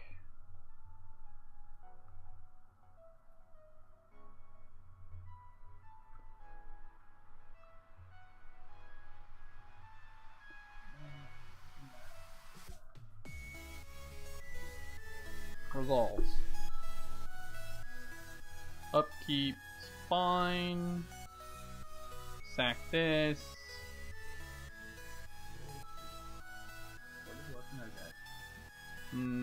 deck? A lot of good stuff. We have 2 Veraskas still in our deck. Still only 3 evolving ones. So everything is gas.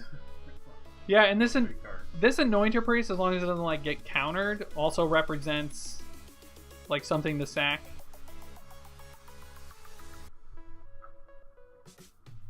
Wow, a lot of crimson ass.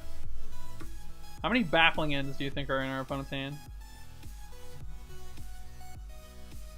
So we kind of want a 3rd Shifit Dunes, right? How many? We can sack 2 of these things on our upkeep to try to find Shifit Dunes. Ooh. Okay. All right. Question to the viewers. Question to the. You think he'll settle? Yeah. Question to the viewers. If we cast out the Baffling End, we make 4 dinosaurs. 4 dinosaurs kills him. So we can only attack with the 4 dinosaurs. I think I'm going to go for it. Really? I think It's lethal. we're ahead. Alright. Evan's saying wait. Let's wait. I sacked 2 of these though, I right? think the scry is fine. Let's see what the scry is. So two of them? I should keep that. It flips. Does that mean this-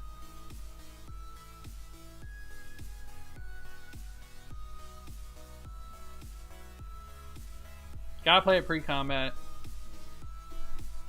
Ooh, it resolved.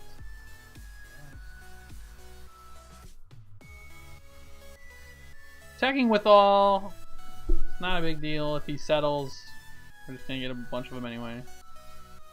And we did scry, so we don't need to sack anymore.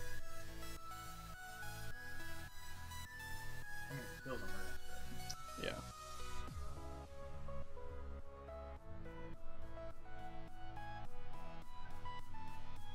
I'm pretty sure our opponent should concede. We're also going to start to play a little bit faster. We've only got 11 minutes on the clock. We're down on clock. So it's been a while since I played this deck, and I definitely remember you do need to play fast. And that could be why he's just like stalling this game. Like he has to settle the wreckage. He's just like not.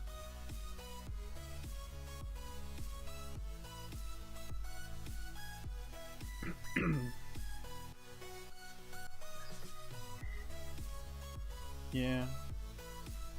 So how many of these I should attack with? Just like 6? Just attack with all of them. We're trying to save time. Yeah. Okay. We're getting 8 or whatever return, right? Plus another. Like we're getting lethal every turn. Fine. Don't have any. Things left the battlefield. Pass the turn.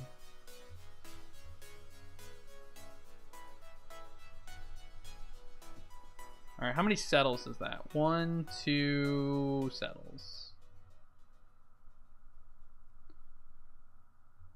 Well, he gets to draw a bunch of cards again. He's got 18 cards left in the library. We can literally deck him, possibly. His win con is like another Scarab God. And just cast it out. Yeah. Some number of his hand has to be bindings, right?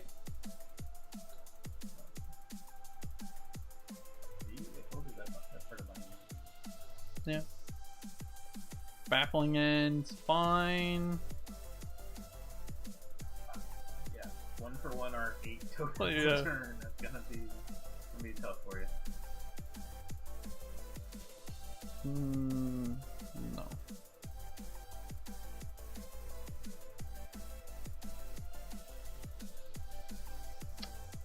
I don't think that's a card we want. As cool as it is. Although it could mean we just can't win. I mean, I don't think he can win anyway.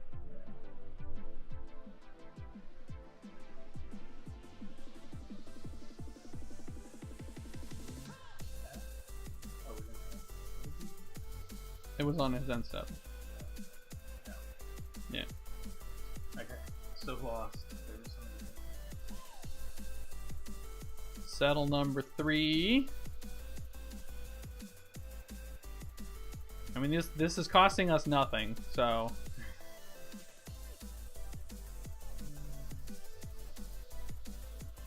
He does eventually run out of boat, right? I would assume. Only play 4. I mean, with 14 cards left in the library, though, he's got like most of his stuff. I mean, he's only got 1 more. Alright, there's the Scarab God. Is that enough? Like, we're at 43. What's he gonna take? What did he, A he brings back Caracal? a Caracal?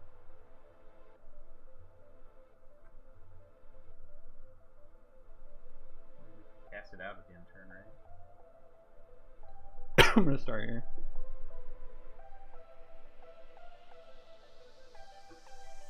I think I just wait for him to spend mana and make a move first.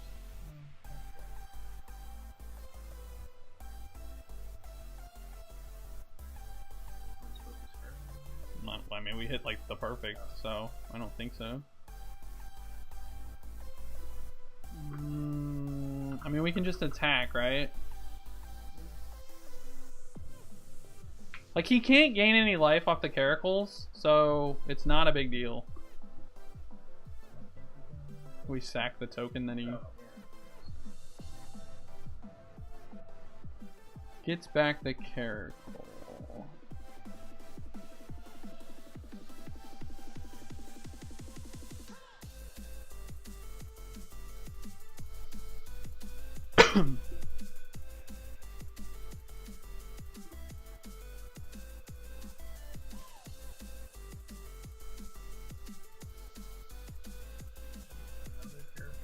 Yeah, he's gonna get 4 counts. He's gonna have 6 creatures. Yep, so it should be lethal.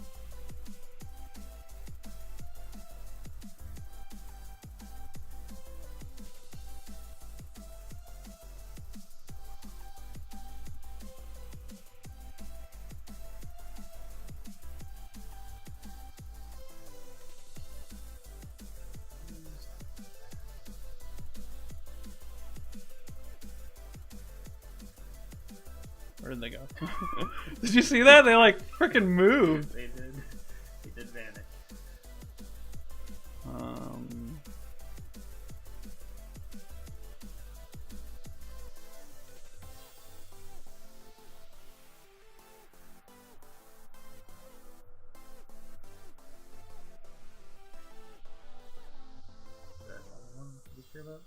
they give each other lifelink. Oh, they do. Yeah.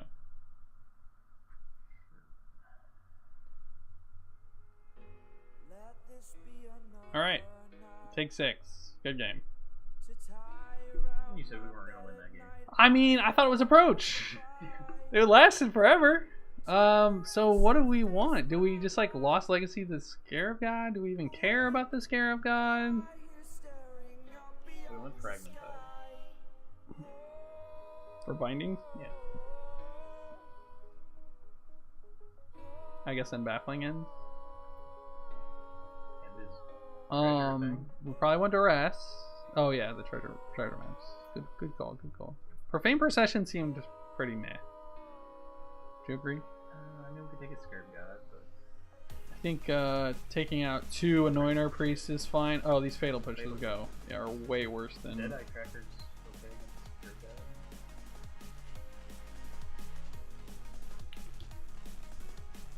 Blood Fast is fine against this Sword and Bolt thing. How many critters? So much Fumigades for particles, I guess. I don't want to settle, do we? No, I don't want to give him lands.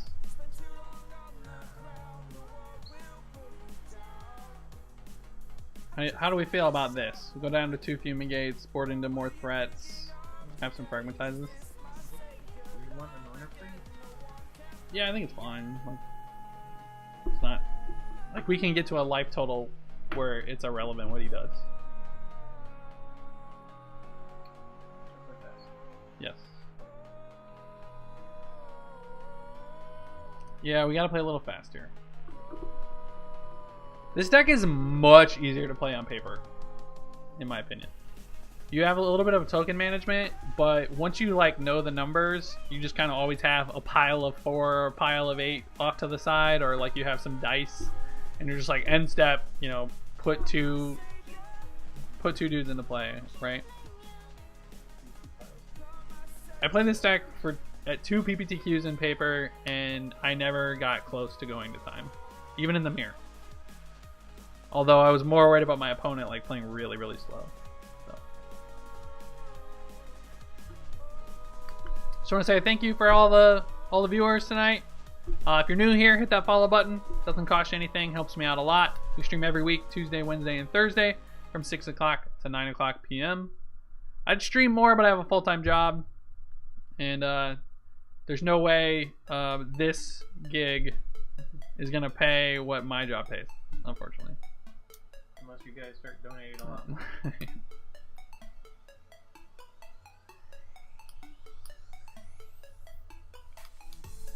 Yeah, just use dice, Barius. Well, this is a keep. I ever saw one. Do you think his baffling ends came out? I feel like his baffling ends came out. It's terrible.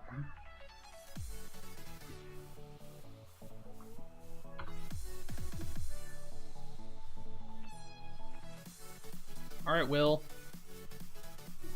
Burning your clock, man. I know.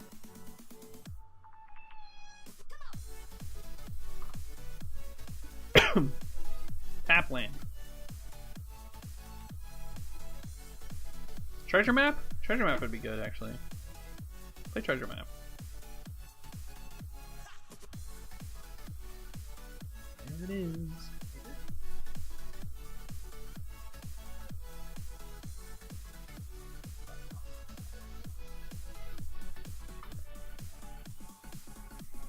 Alright, now we just get to start evolving wilds out servos. He didn't scry. Yeah. Kinda interesting. Maybe doesn't need anything. He wants to keep up counters. Yeah, maybe. But if you're keeping up counters, why play treasure map? This is a 3-mana counter. Yeah, okay. Duress. Yeah. You get my procession. I assume he drew that for the turn. Otherwise he would have jammed it last turn. That treasure map? Try to hit stockpile? I don't know. Takes procession. That's kind of why I thought he drew it for the turn. Another treasure map. Gross.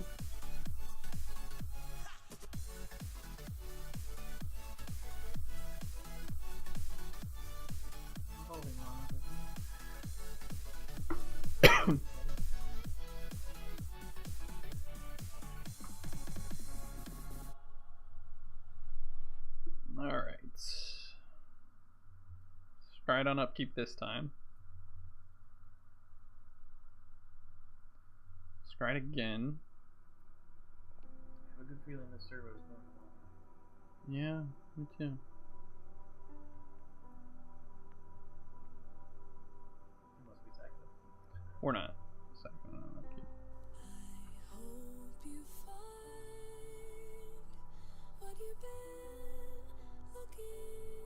No Evolving Wilds?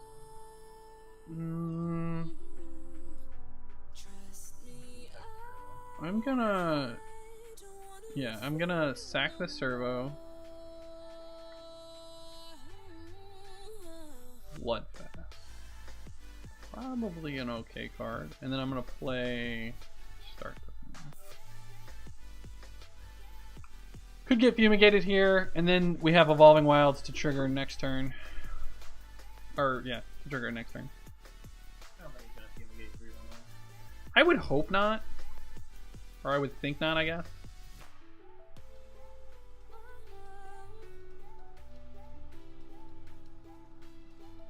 Start by it.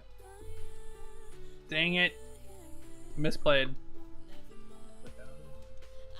We were supposed to play our Legion's Landing there.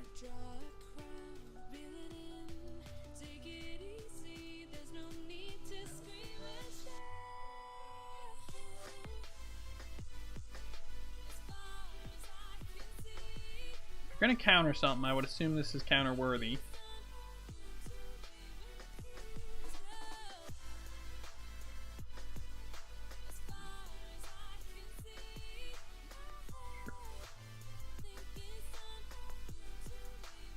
I think I'm gonna... Don't really need the land. Although if we draw... Alright, we're not gonna play Legion's Landing. I want to make sure that I always have a creature on my turn. And if we draw Varaska next turn, I'm gonna want to play it.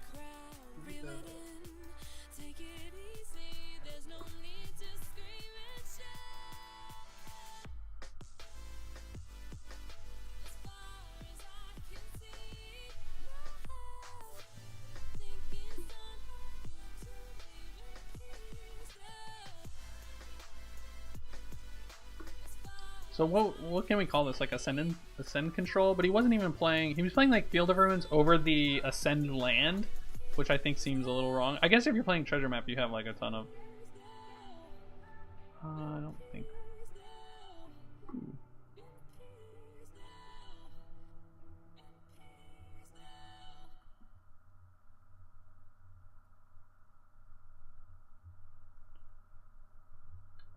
Fragmentize would have been really great last turn. Yeah. I think we still do it. It only hits... Oh, it does hit 4 or less. Do we save it for cast out I now? think we saved it for something. He's already got... I mean, maybe once you use all his orders, if he starts to go, Yeah. so many already. But he can flip both of these and like start drawing 2 cards a turn. He might just fold to these 1/1s, honestly. I didn't play Link. I want to have a creature. If he fumigates, I want to be able to like play a creature, sack it, and start scrying again. And I'm worried about him just like playing Field of Ruin. Sure, man. I think it's worth scrying now. Well, no, he can just play counter spells. No, I'm just gonna.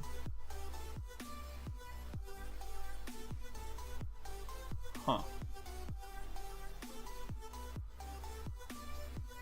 Alright.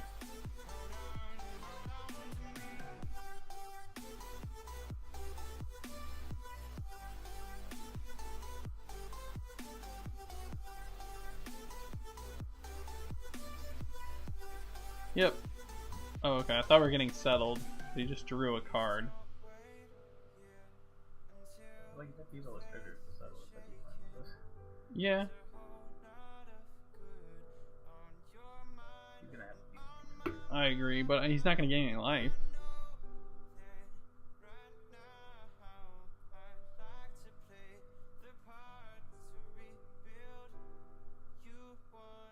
If he fumigates, do we jam Vraska? I feel like we do.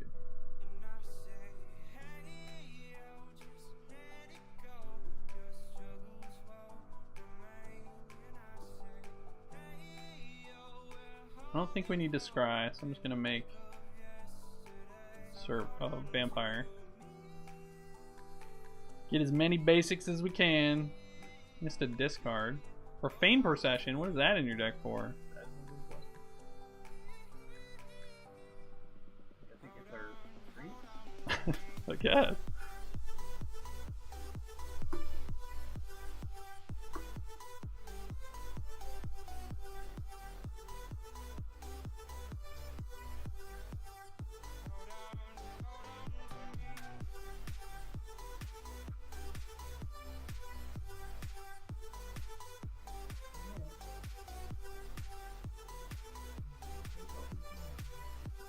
Get them all. You click on them all. I think I just jammed Vraska.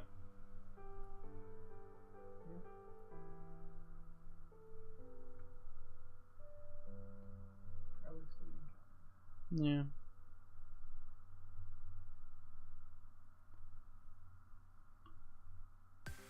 We'll have to use some amount of treasure to do this, though.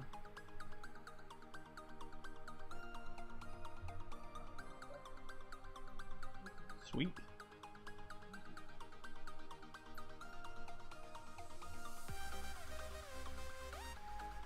Go, Garrett, go. Yeah. Old pirate servo.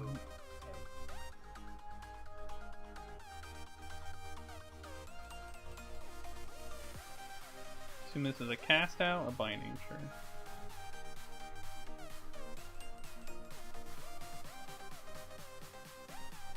Got it, opponent. Fumigate?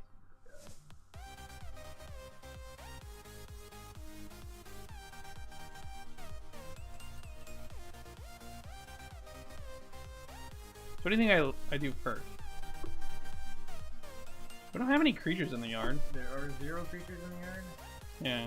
I think I'm gonna cast out first.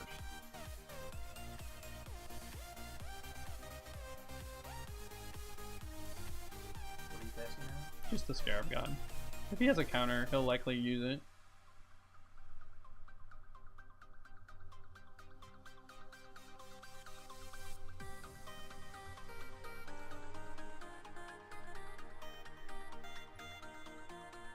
Oh.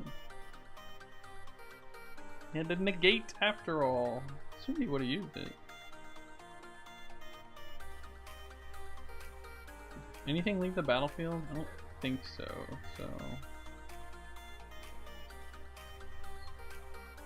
don't want another one of those.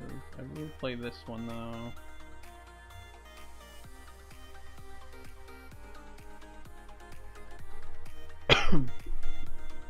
Oh, Field of Ruin.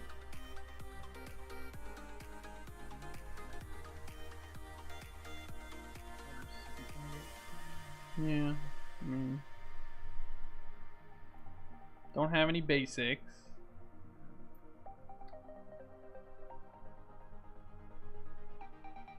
He brought out all his cats?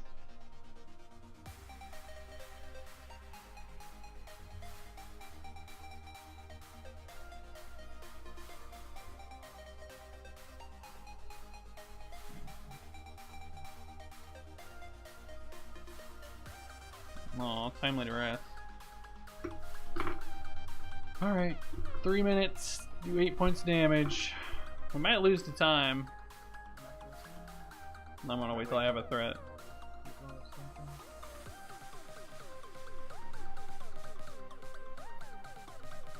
Another Scarab guy? Sure. 2 creatures.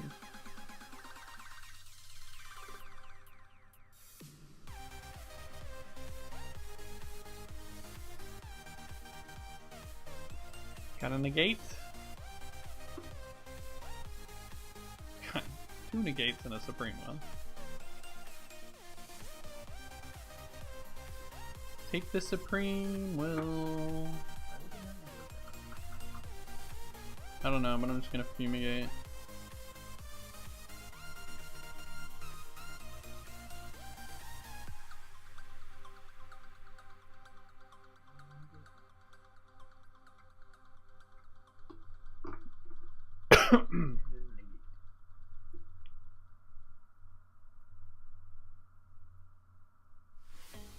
Sure.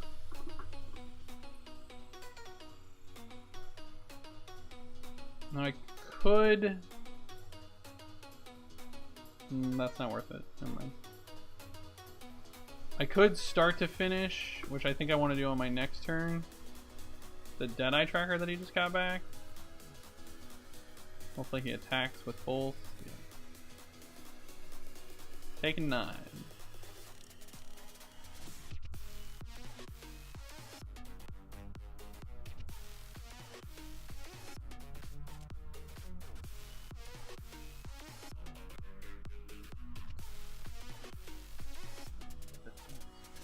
No, I get to.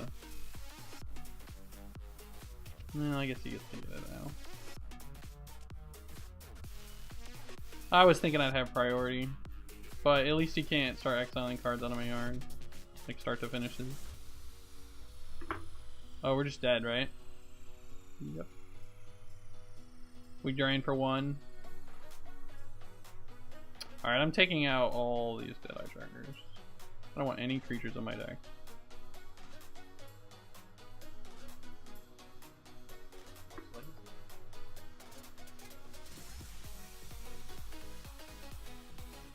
Guess I have to have some number.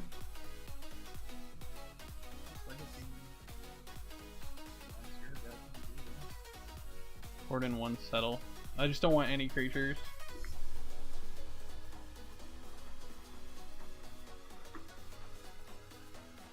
Do we have to win like really fast?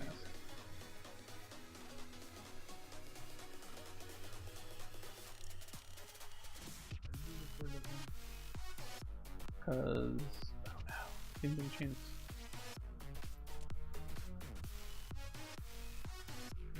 I got a mulligan. Much better hand.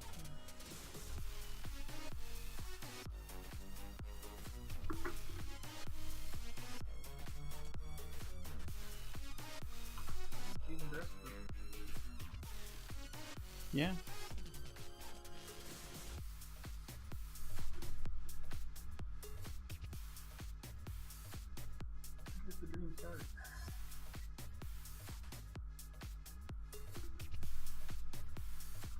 Alright. Go tap land. Oh, darn. Oh, treasure map, sure. Sweet.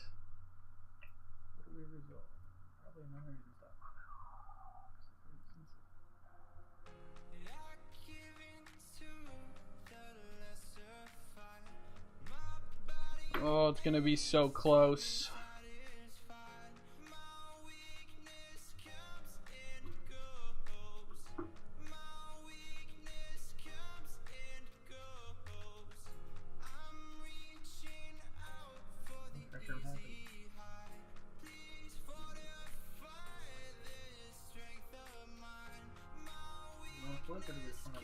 I want to flip. I'm playing all my things. I have a minute to win.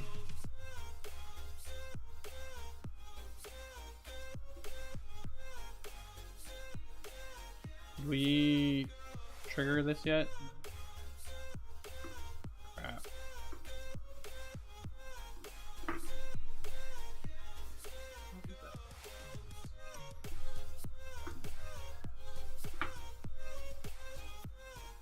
Oh my god, this is gonna be close.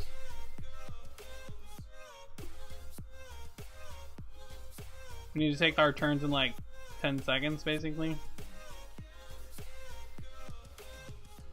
I like that he's scrying. on his turn.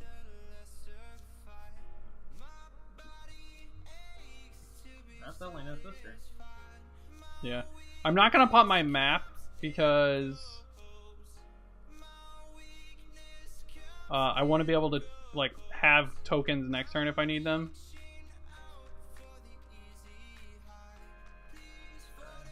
Yeah.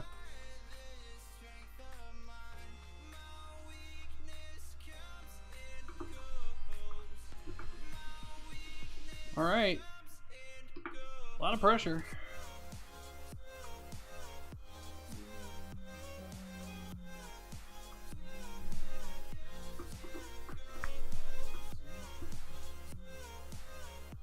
Yeah, settle for sure. We just send in a ton then?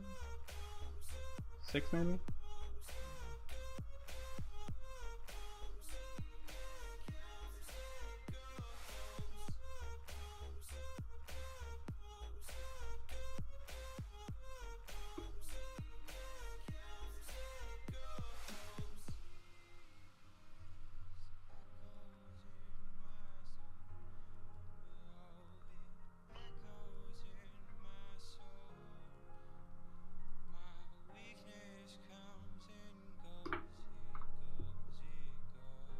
$20. Come on. I would win this game. There's no way we lose this game.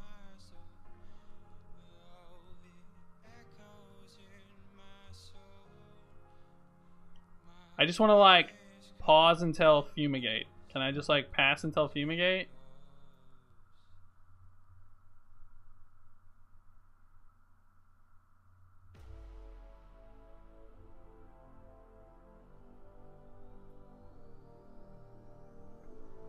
We have a hidden stockpile on top. This is fine. Like, don't we just win? Or we can also settle? He has to settle as well. Yeah.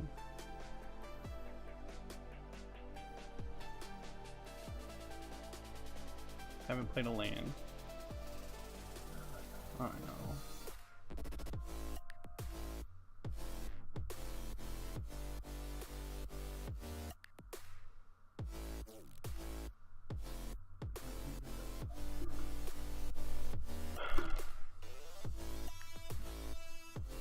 No way I lose this.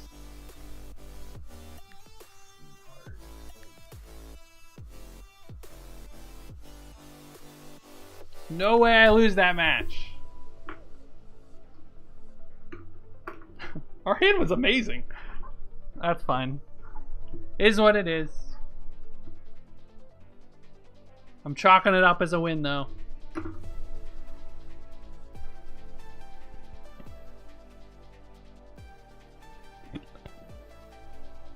And the worst part is our opponent just like dragged out game one.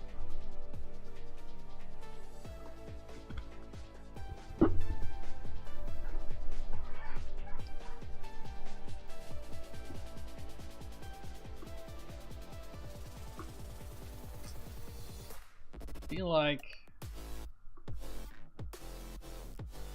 feel like we should have just played faster throughout all the games.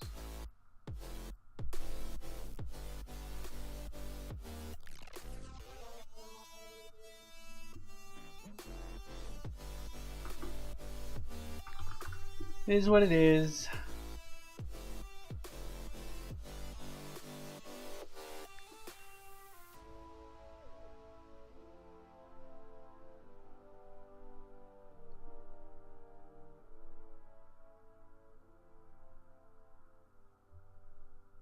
Won the die roll. Huh.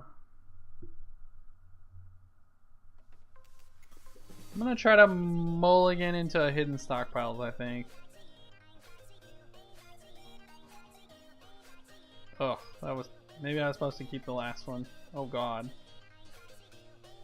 Profane Procession. I'm gonna leave it on top, but we do need help with these lands.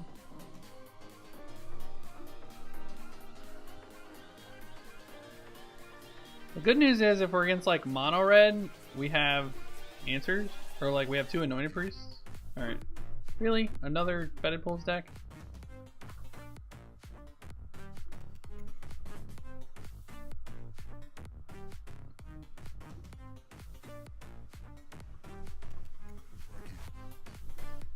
might be difficult. Alright, so this is Grixis.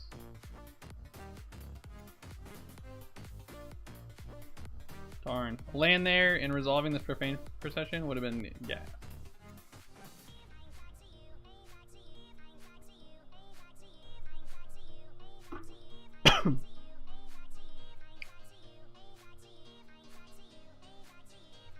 Assuming he has a removal spell.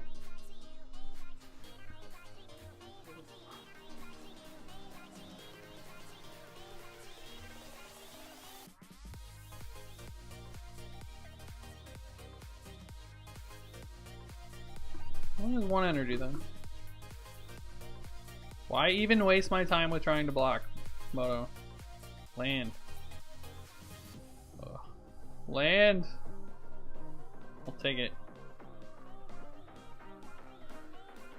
I need to get Swamp there. So if you draw like stockpiles plus Fatal Push kind of scenarios.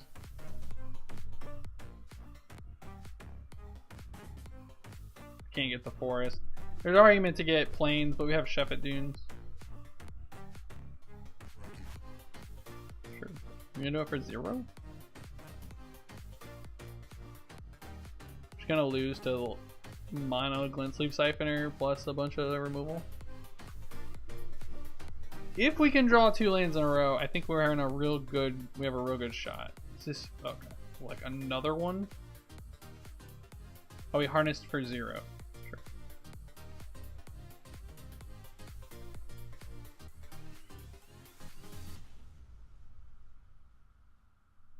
Get plains here in case we draw Settle the Wreckage. Get in for 1. If it was untapped land, I would have played Procession, because then our Anointer Priest coming back from the yard gain us a crap ton of life. This is gonna be Glorybringer.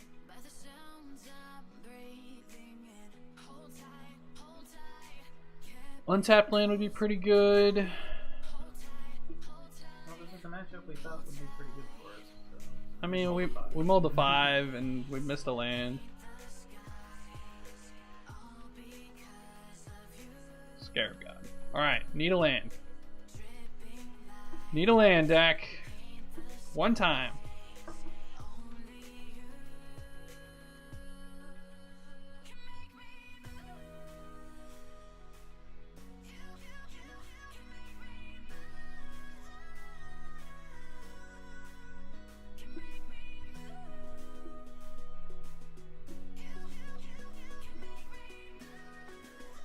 We have 2 life in the yard. I think the problem is that we're just dead to its Glorybringer. We're not gonna have time to get this Procession online and Priest. Okay. Well, I'm not quite dead yet. Hold on. This game just 2 life. And a bunch of blockers.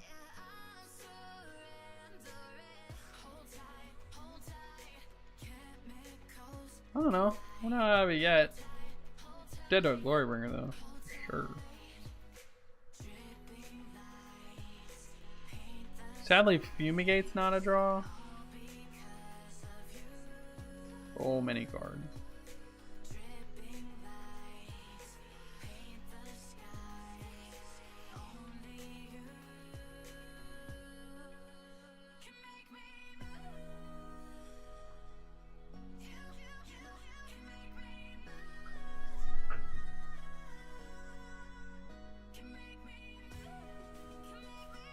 Supreme Will? Usually a 2 of in these lists. Alright, I'll concede. You got me.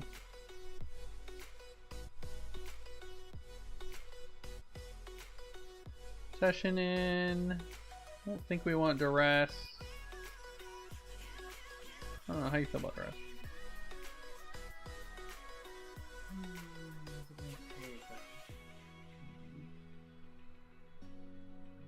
Yeah, I guess we need them. I like boarding out 1 priest always. I think Fumigate's not particularly amazing in this matchup. I'd rather settle. And then Fatal Push only hits Glint Sleeve Siphoner. And while that's important, I don't want too many of them.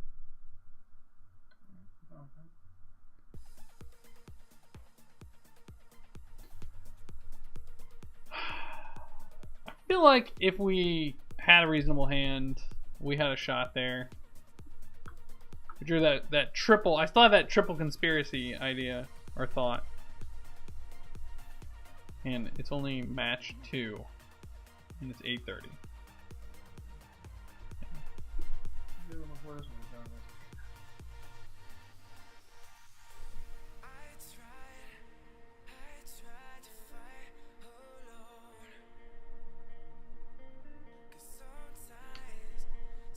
You're quite a while. You can play them whenever, but yeah, I mean the downside is I have to use my mana hours, but that's not a big deal. Well, we have Procession, Duress, Cast Out. I think this is a keep. We do need a stockpiles.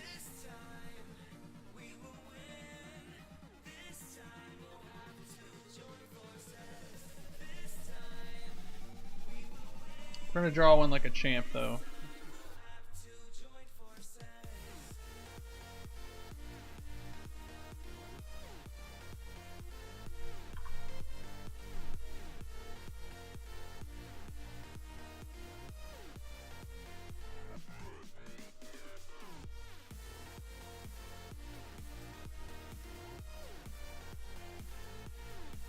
Alright, and then next turn we will Duress in anticipation for playing Anointed Procession on turn 4.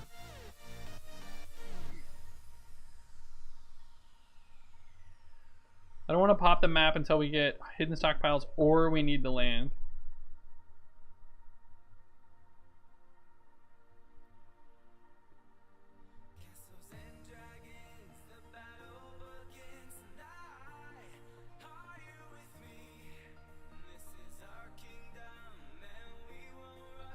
Alright, so he had a negate.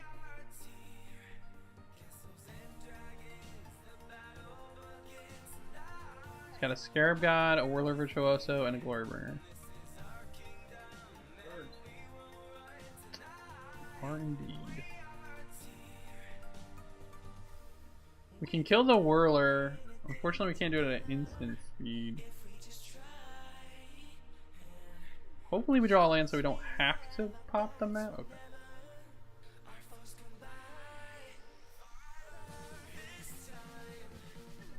Alright, now we just need a token maker.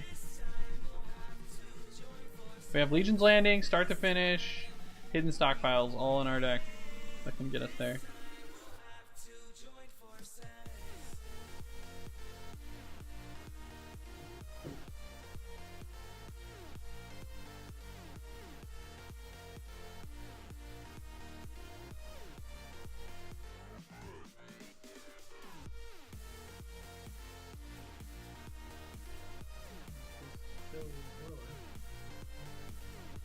Yeah, but then I can't.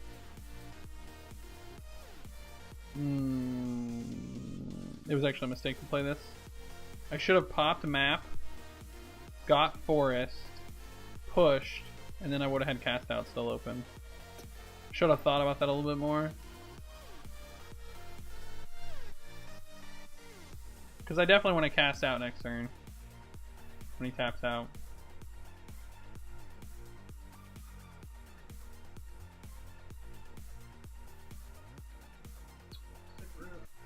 Limmer is pretty good. There's one unknown, Scarab God, Glorybringer, and now 2 more unknowns. I guess 3 more unknowns.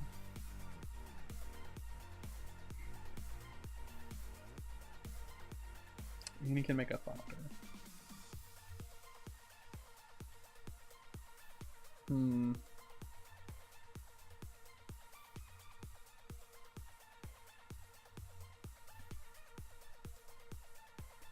Do I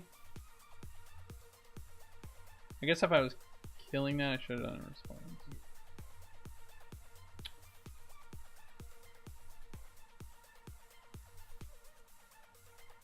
I have to cast out the Glorybringer. I'm just dead. We could draw Fumigate, but I don't think the damage is worth it. But then how are we beating the Scarab God?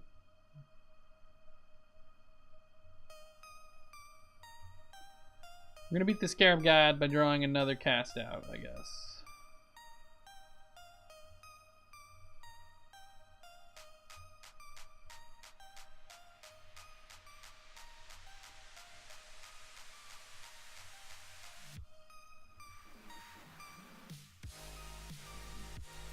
Let's show you how careful play can really affect the game, because if we played the other line, we'd be facing 1 damage here with no Whirly Virtue, so...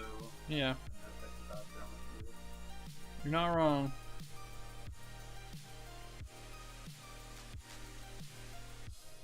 Alright, man. Gotta stop my upkeep. Can we not?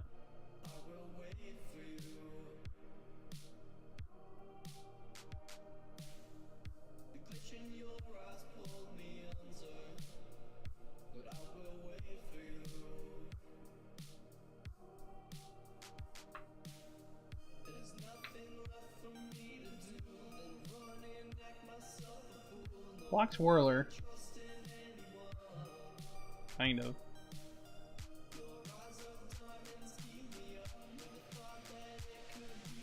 Alright, well, we got next turn to draw. It's just a Glint Sleeve, which we can Fatal Push, but yeah, I mean, it's definitely a problem.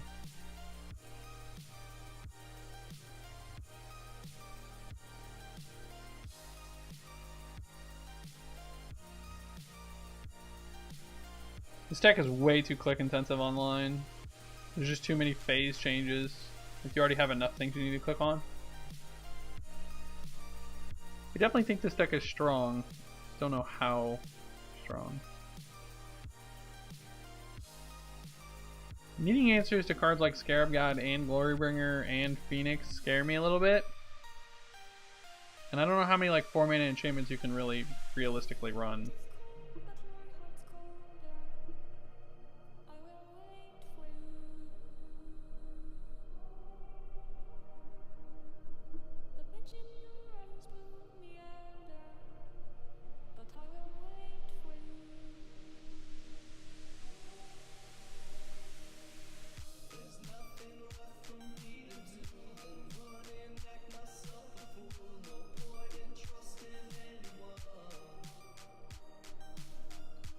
Scarab God is definitely an oppressive card. I actually think Teamer like helped keep the Scarab God down because of Confiscation Coup. Now since that card's not like anywhere, like people are just basically playing blue-black. Well, that's a card. That might help us get there, actually.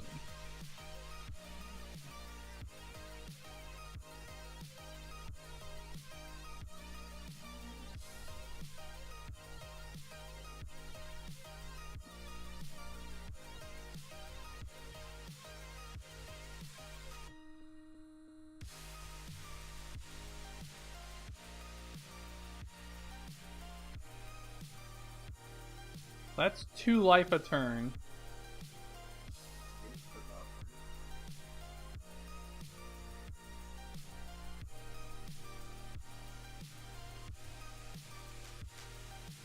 We get to block the Scarab God pretty much indefinitely.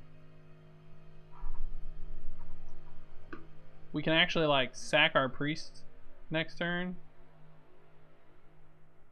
Scarab God gets back Glint Sleeve Siphoner. Why would we sack our priest? To get more priests. We're not going to, because it does open up an opportunity because of the scry trigger for him to take the priest. But I mean, we could do it next turn when he doesn't have mana, and that might be because we'll get 2 priests, and then when we get our 2 tokens, we'll gain 4 life instead of 2 life.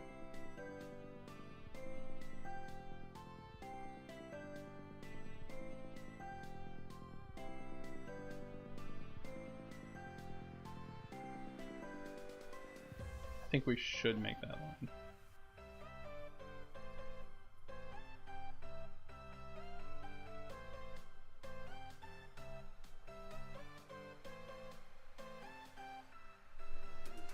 I guess we just block with it. Yeah.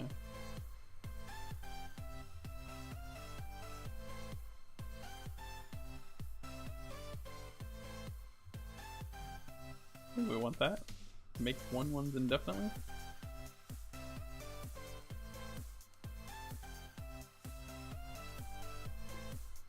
Yeah.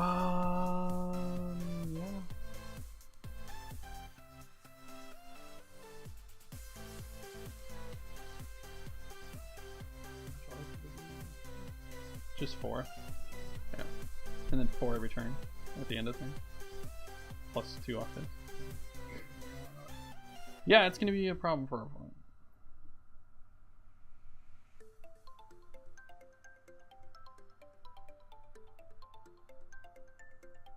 I need to make sure to use my swamp here.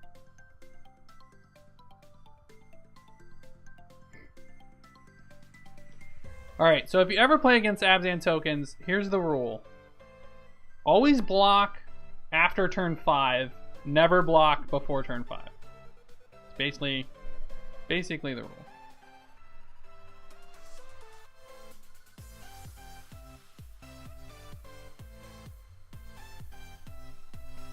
Looking for another anointed press. Oh, that's a good one.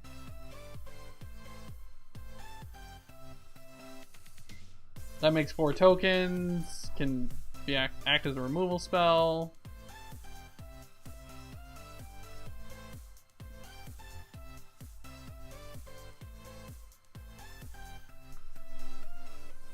Alright, I am tapped out, opponent. I cannot do anything.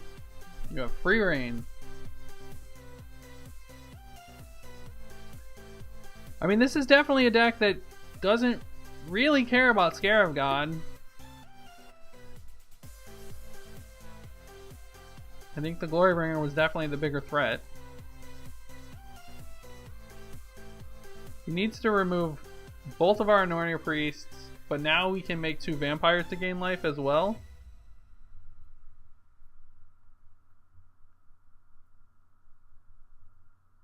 I feel like our opponent's actually in a tough spot.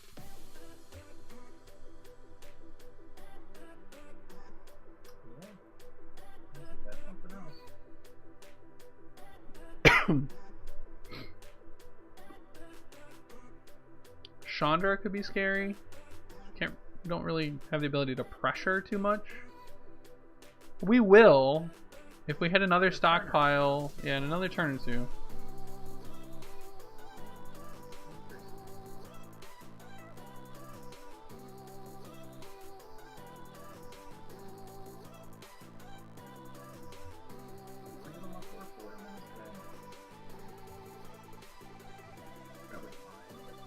Probably not. I don't know. We have start to finish. I think I'm fine with him spending his whole turn to do that. I think I'm just gonna do this.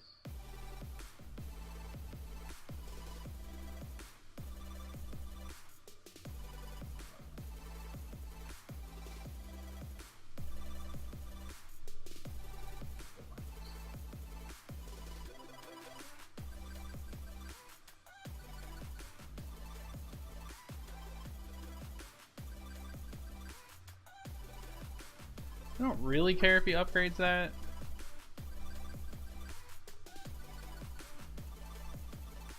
Hour of Devastation. What did we leave on top? Guess it doesn't matter. We'll draw it. Oh, right. Well, that's just like perfect.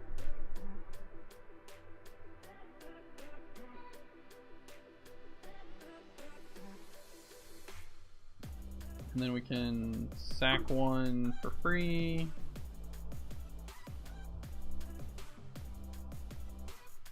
Ooh, a piece of candy.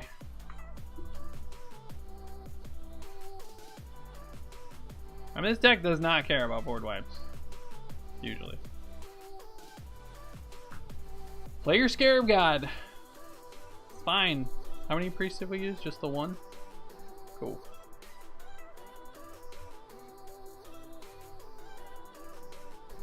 Given the aggressive nature of the deck with like the Thopters and another Hour of Devastation, we have a stockpile on top. I think we want the stockpile though, right?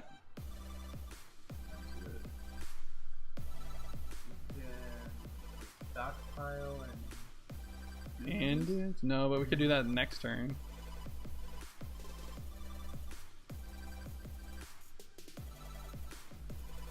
Yeah, we're a mana short, but we could just sack dunes next turn to get if we need to. Yeah,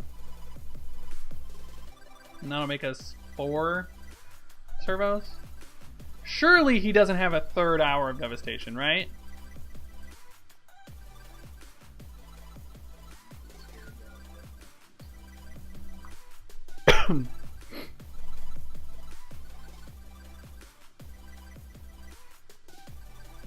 Glory. Well, we can answer that in a few turns.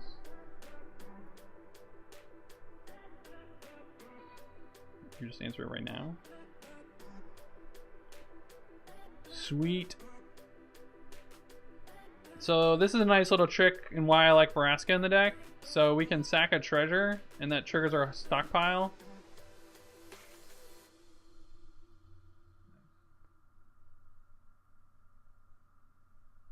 And now our Vraska is like insulated.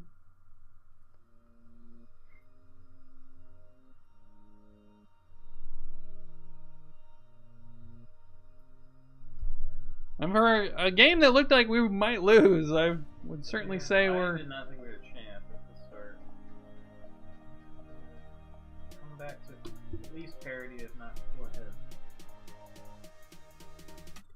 Through 2 gold legs. yeah. Oh, you upkeep scrying? At least once. At least once. I want to flip this Legion's Landing this turn. Well, if he taps out. We're probably fine if he just moves going to save already. Probably.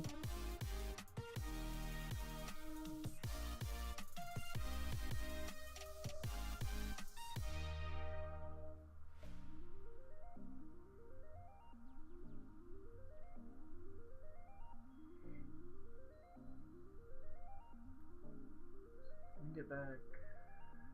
Is that an instant? I wish it was an instant.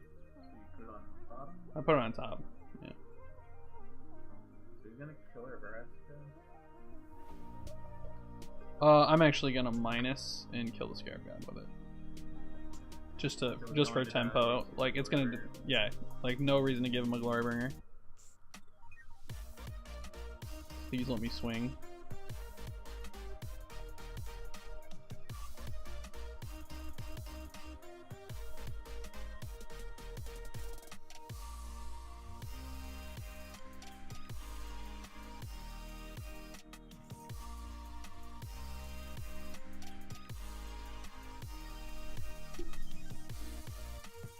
Oh yeah, that feels good.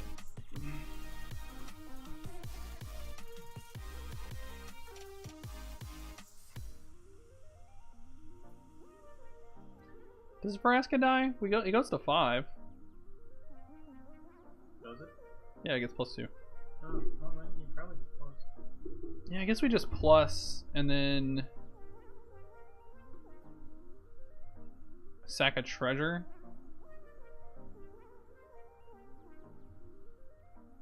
Can we start finish?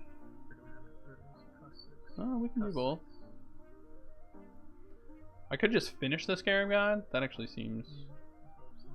Oh, we have finished in the graveyard. Yeah.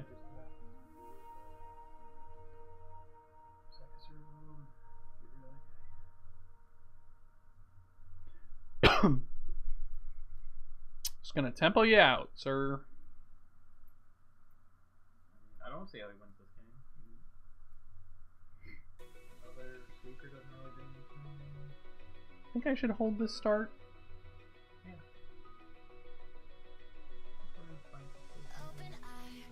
You can actually make a Vampire? Yeah, with the treasure. Yeah. So, like, he plays the Scarab God again. He needs an untapped land in order to get something back at instant speed. I can just minus, or actually I can just start and finish it again. And go up to 7 on Vraska, and then like he plays it again and I can start minusing.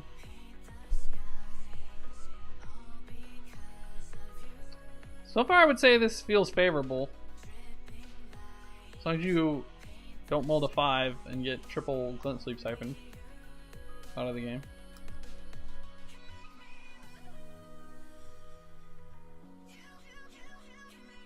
Yeah, I mean, his deck has done what he wanted his deck to do. It's not like he stumbled on mana or cards or anything. Yeah.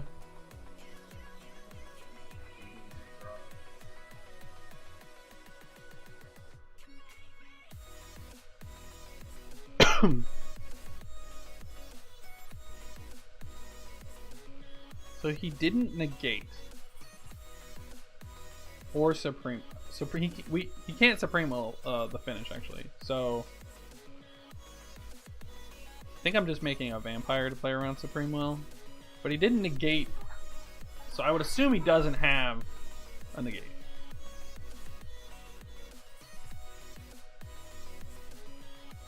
Dress one. Yeah. Probably only got. Really doesn't have They usually have 2 or 3. That's, most lists I've seen are 2 or 3. Glimmer. Sure. What do we think he could be digging for?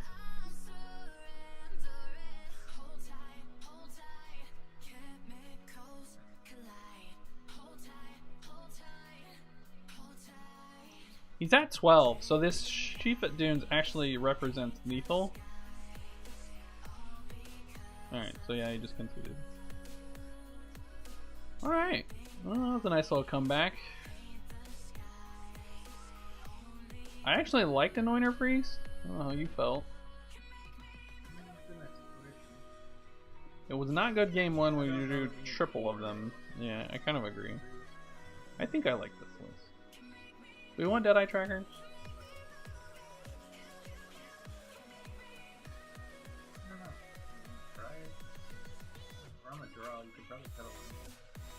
No, I'm not gonna land. Not when we're at 22. I think I'm just gonna run it back. I would hate for him to kill it and then like get it back with Scarab God and start eating like start to finishes, because we're gonna need those for.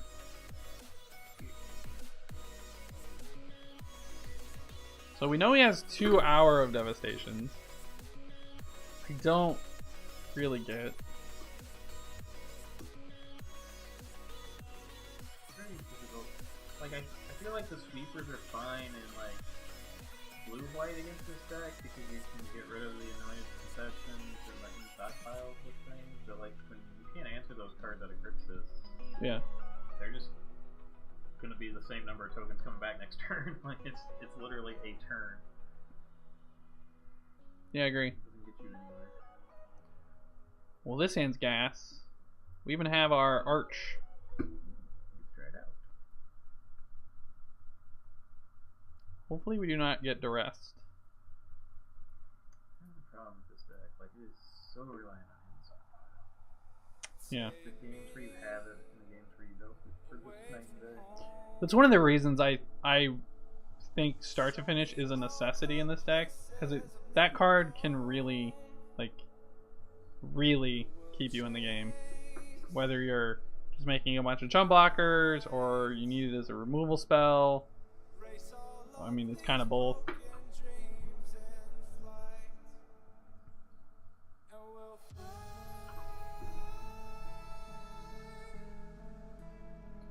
Well, that's a good card too. We're kind of working on all cylinders here. Like Glint Sleep Siphoner. So now I have a decision to make, which I think I'm just going to play Anointer Priest. I'm not going to play into a negate.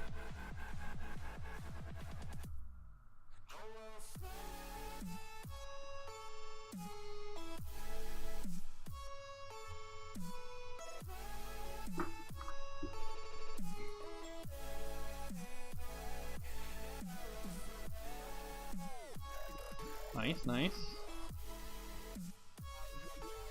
So did he just cycle? Untap cycle? That's odd. So here's the question: do we play Profane Procession? Okay, I agree. I'm gonna get Swamp.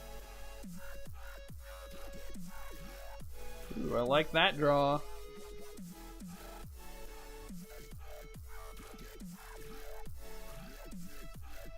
Let the life begin.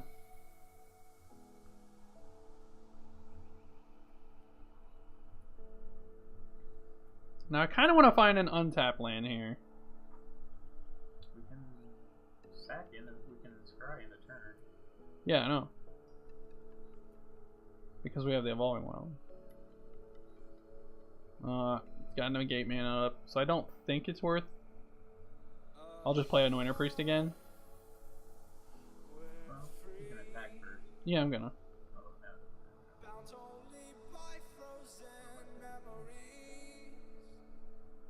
I think you should play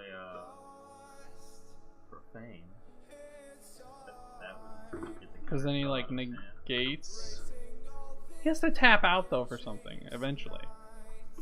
That's true. You can play slow. I think I'm just playing it slow. Like we have this Evolving Wilds.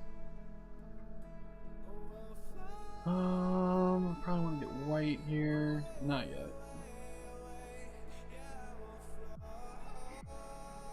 I have a lot of white black, and this card is gonna be just as good as we're asking. He could just have Hour. Well, again, like if I just resolve a Profane or a Procession, and then I get to play my Procession and then untap and start making Anointer Priest out of the graveyard. Like, Hour of Devastation should not be in his deck. There has to be better cards than Hour of Devastation. You might not play the Mastery option. That's true. He's down to 7.5 minutes. This is game 3. This has made me like really consider playing this deck. I mean, even the control one, if we were on paper, we won that. I would like to play mono red. I don't know if we will. We know that the mono red matchup is pretty good. I mean, from old testing, yes, it was good when even when it had Dune. So I would think it's still favored. And like That put you pretty favored against the field. that's how I felt. That's why I wanted to test this deck. I felt like, you know, everything's really weak to enchantments right now. I think Sultai or Green Black Snake is the only deck that's really going to be able to answer those cards, and they're so weak to Fumigate. So like you kind of beat them on 2 axes. And I think like Profane Procession is also just like good in those matchups. If you ever get to flip it. So I mean, our opponent's definitely like in a tough spot here, I feel like.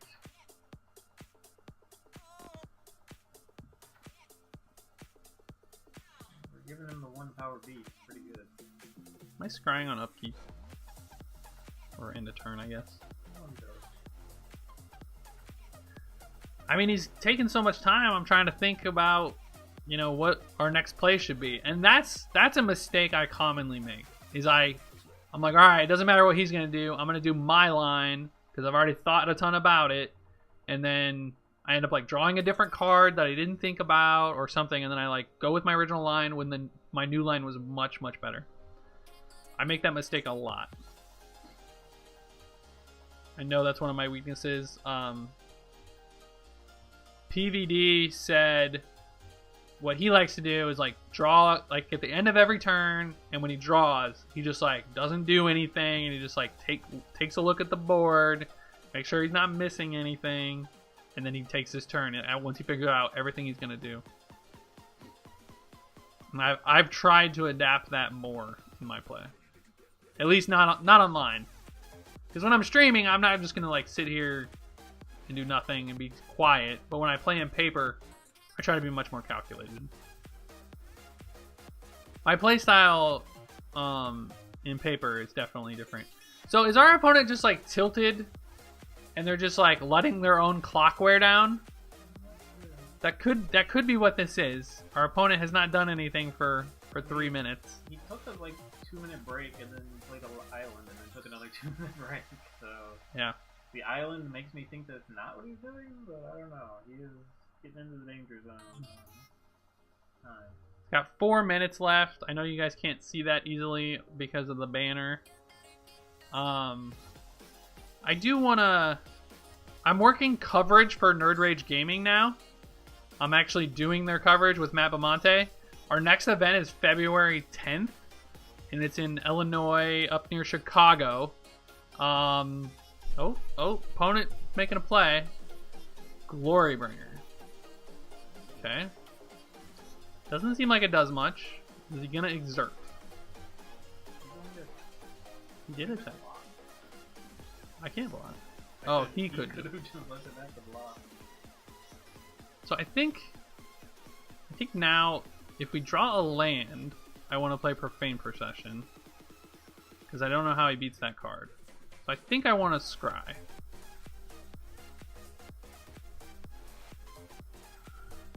That's very good too. Holy crap. I think it's keep on top. Can't play 2 things. Doubler. Play that. Oh, sure. The problem with that line is I don't gain anything this turn. Like, I'm not advancing my board other than a procession. And a procession is the same as the stockpiles at the moment. It makes 2. So if I play stockpile, I make 2, and if I play procession, I only make 2. Yeah, but further down the line. I mean, I agree, it's more mana efficient. But if he just like untaps and hours us, I guess I have the Anointed Priests. And you get 2 of them. Right.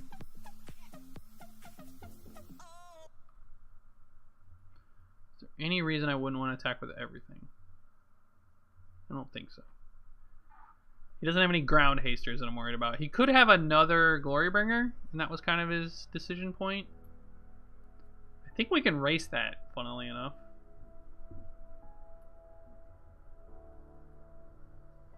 I think we can race that. If I play stockpile, sack a dude, and he doesn't kill these, then I'm gaining 4 life at the end of every turn. So it basically negates a single Glorybringer. Oh, right, because I have 2 Anointed Priests, yeah.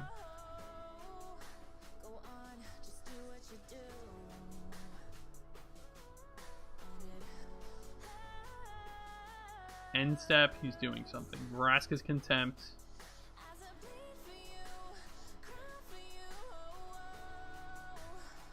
So now we have to worry about negate.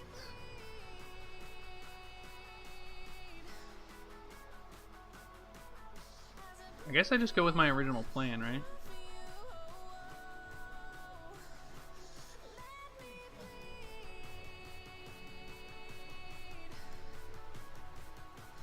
I would like that.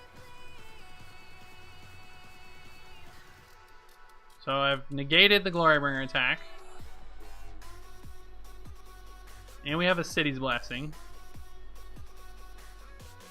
So this card is like never never getting activated this game. So this is a Whirler Virtuoso, by the looks of it. We didn't have to negate last turn.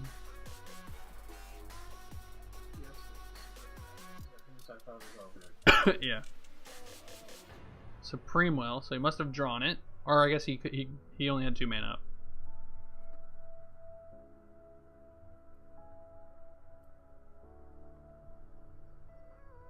Man, when your Vraska's Contempting an Annoyer Priest, Yeah, that's gotta feel bad. that's gotta feel awful.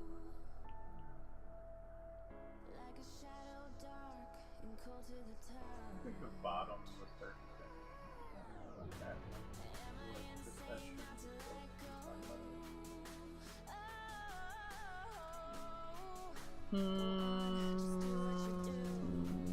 I don't know. It represents 4 tokens, and we can sack one of them to make a ton. And then next turn we just...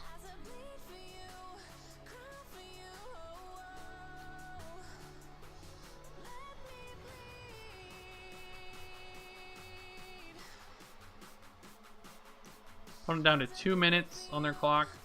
I don't think this is gonna matter.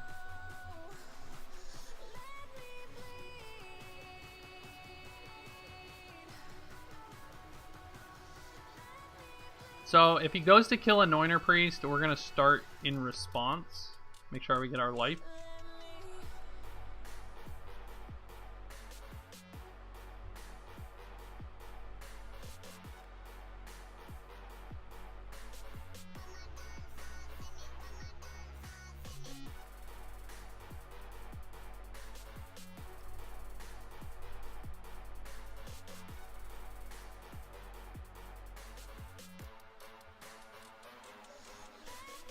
I do want to land, especially one that doubles all the power of my team.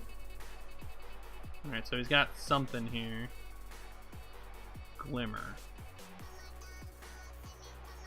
Just gonna do this now. Kind of like forces him into owering, and like we have, again, we can get the Anointer Priest back out of the yard.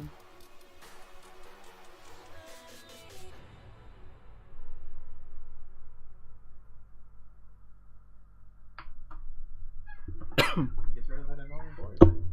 Which does, it's not even that annoying. It's Really not. all the lives is. Oh yeah. I really think his line should have been holding back the Glorybringer and blocking a circle every turn. I guess, but like that's not getting anywhere. The rest, sure, man. Our hand is stacked.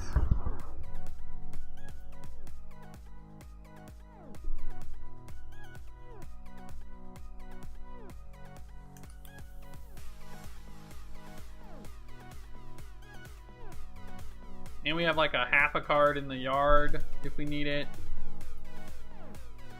Alright, he took a binding. Sure, so he's gonna play Hour.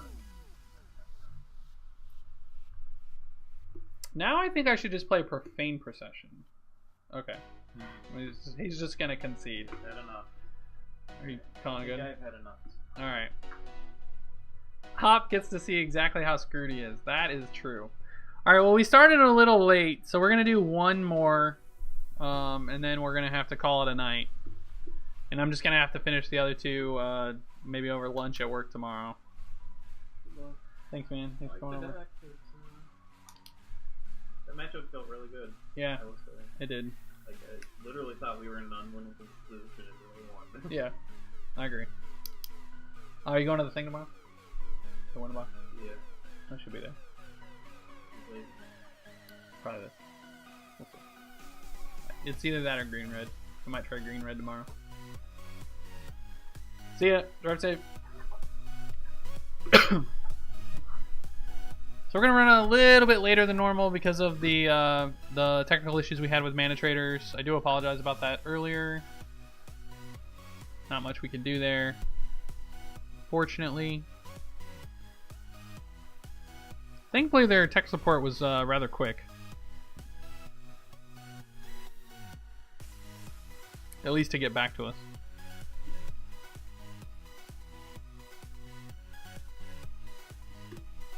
These queue times tonight have also been kind of long.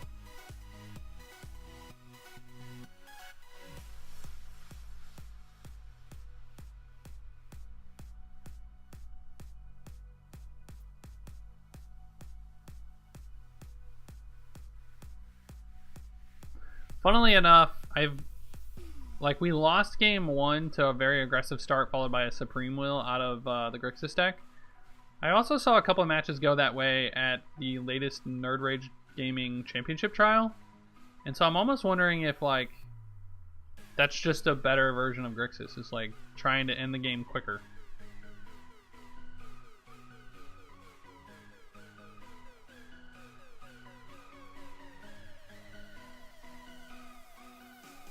I would keep this hand. We have Profane Procession, we have a Legion's Landing on 1, and Anointer Priest on 2 with a cast out.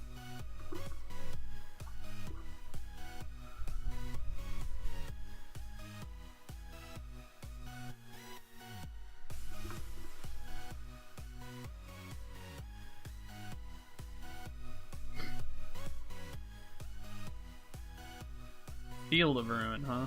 Anointer Priest. Interesting. This could be some type of mirror.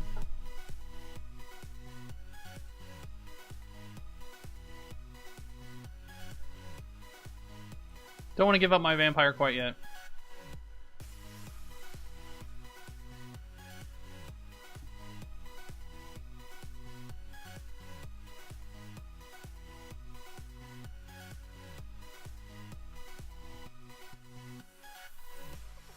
Obviously, exiling his Anointed Priest is going to be good here. We have a cast out if they land like an Anointed Procession this turn.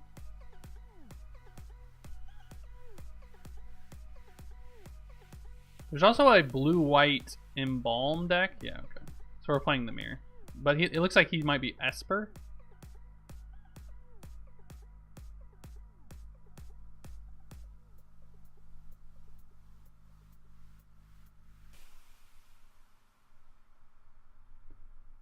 Alright, and now we're just really looking for another creature.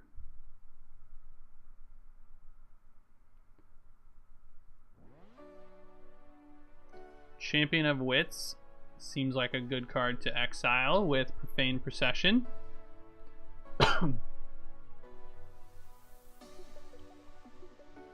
Okay, so this is definitely the blue-white. Ooh, hidden stockpile? I want that.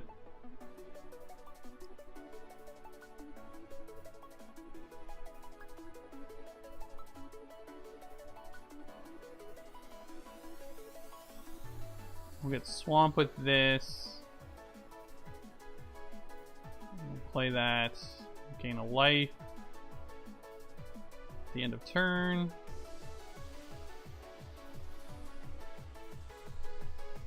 Trigger this, and we can trigger our Legion's Landing, but he has a Field of Ruin.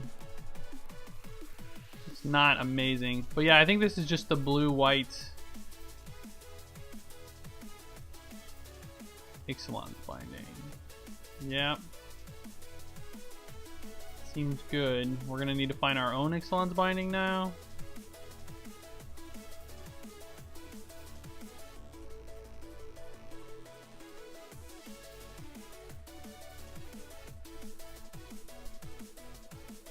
Ooh.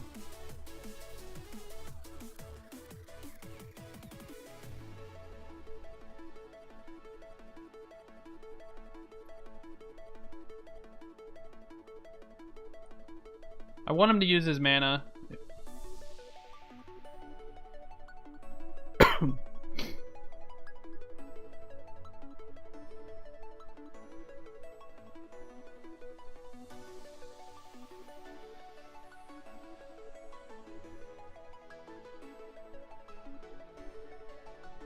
I don't think we need that.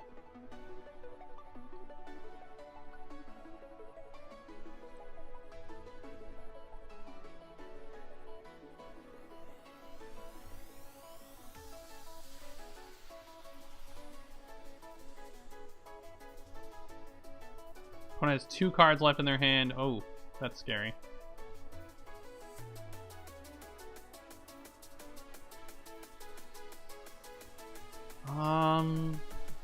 I guess I can't scry. We can float a mana.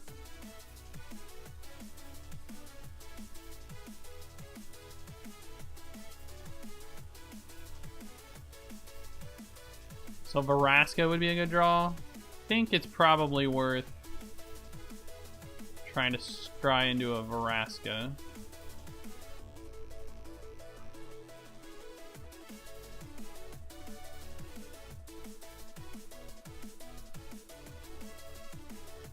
It's also a good card.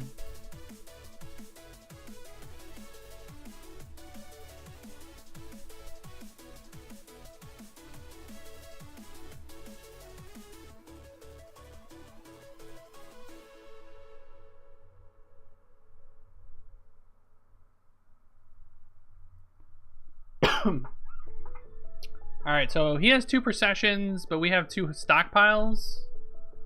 The card we're like really scared of. Oh. Alright, so this is gonna take our Profane Procession, I assume. Could take our procession, I guess.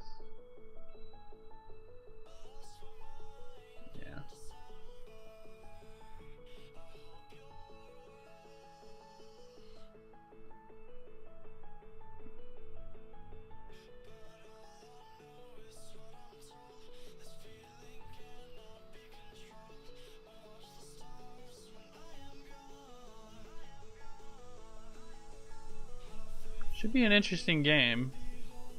I assume he's supposed to bin that. I don't know, this game's gonna be close, I feel like. Oh, I was supposed to scry there. Oh, well.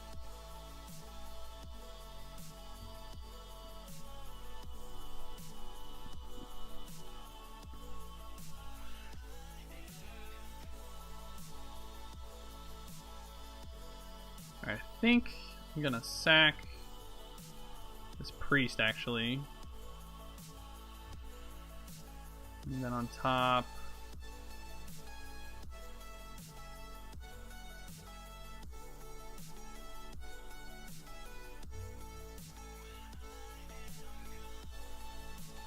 Alright, start gaining 1,000,000 lives, is.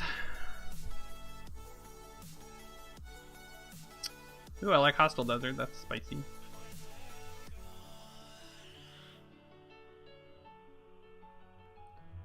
Yep, now he gains 1,000,000 lives, is.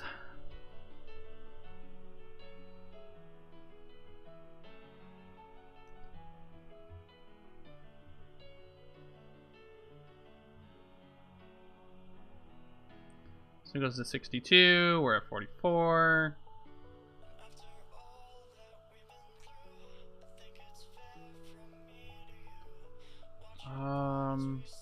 Let's attack with 1.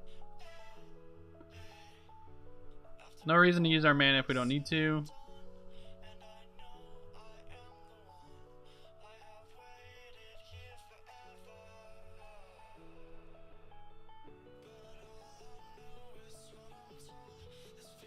We are gonna break Moto. I'm calling it already.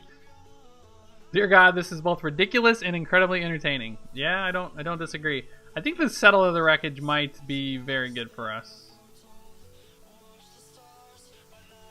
So our opponent gets to draw a crap ton of cards.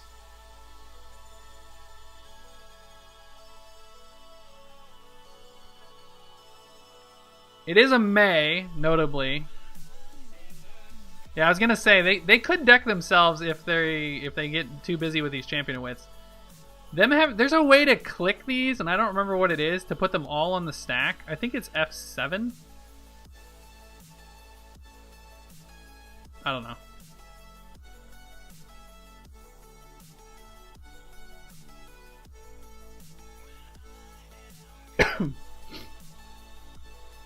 I'm just gonna yield because I don't want to use clock. We are probably gonna have to hold up Settle the Wreckage going forward. The card that's most scary, I think, is the one that makes them all unblockable. Oh no, he has an Archangel of Sanction in his yard. That's scary. I don't know if we can beat that.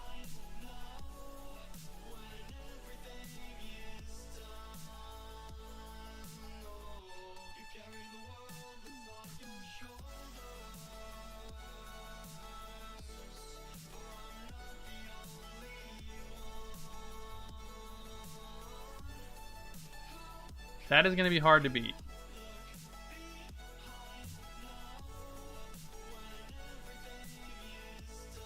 Alright, he's got to discard a card.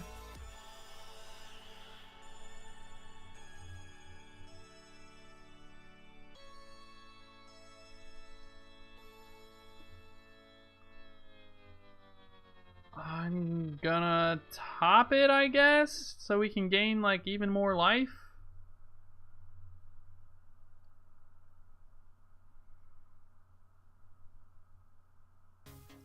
I realize that this Archangel of Sanctions is gonna like go crazy. I'm just trying to get pad my life total at this point.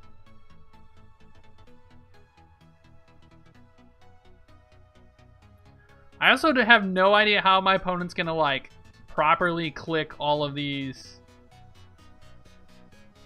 Archangel of Sanctions triggers. I keep calling it Archangel of Sanctions, but it's really just Angel of Sanctions. When suddenly not even the pay 50. What is that? What was that? What was the name of that card? I can't remember. Yep. All right, you get four angels. Or more than that, right? 8? 4.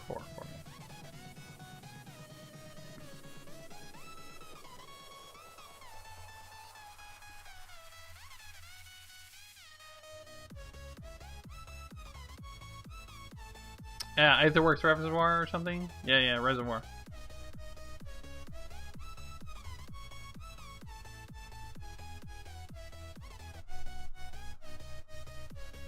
Fumigate one time. In the mirror, that's often the strategy, is whoever fumigates first goes to a life total that's just ridiculous. This is probably going to come down to whoever times out.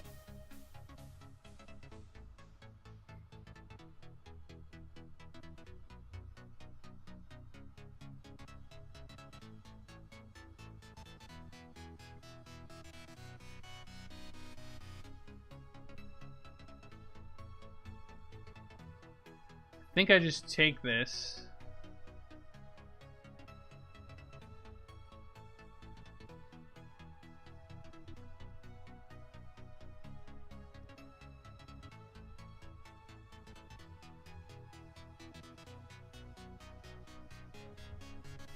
Just taking it.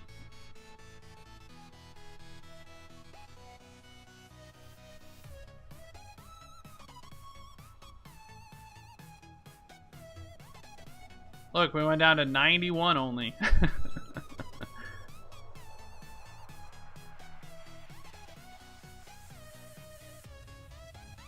Jeez, our opponent has a 3rd procession. That's pretty good.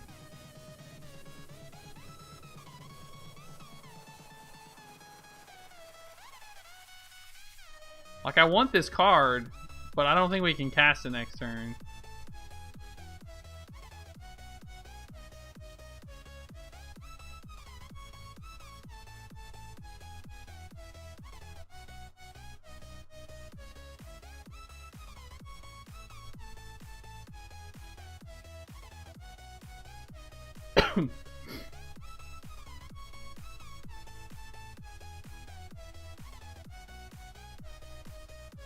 Alright.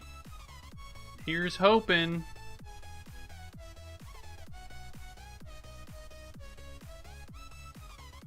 Oh, yeah. Get out here, tokens.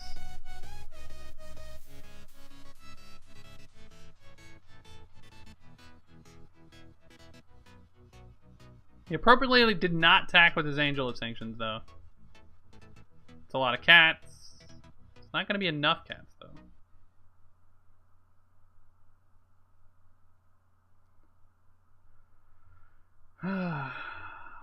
Balm Vizier gets to make a bunch of copies of Angel of Sanctions.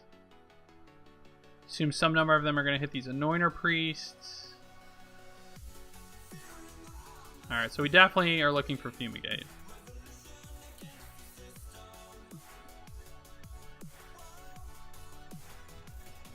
I have to turn off auto yields here because I have these auto yielded.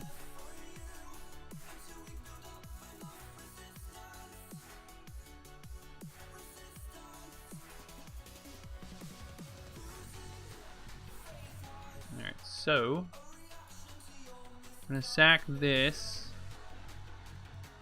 Looking for a Fumigate.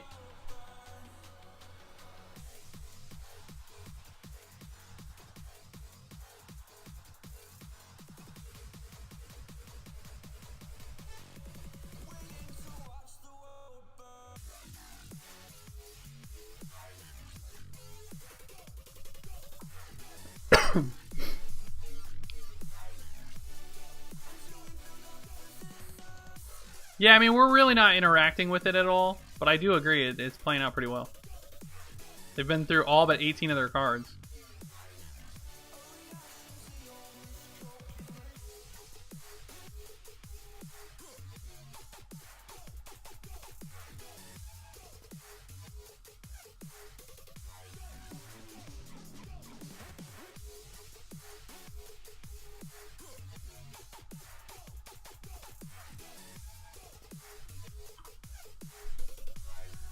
I don't think we're dead, right? 7 is 21 plus 5. 30 something. It's a 3-turn clock.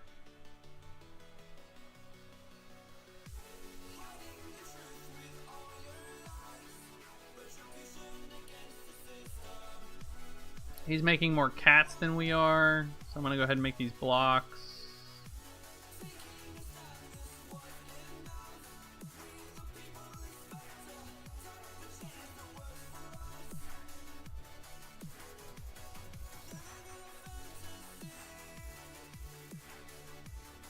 Come on, Fumigate. Got 19 cards left in library.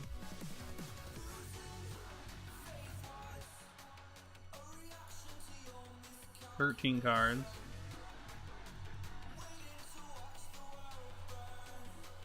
Another binding. Gross. Well, we have Veraskas in our deck, which can answer that. But first, we need to find a Fumigate. Come on, deck. Find. Oh, that's gross.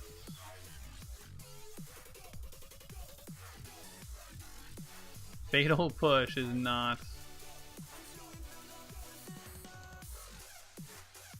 It's not what we're looking for. Oh wait, hold on.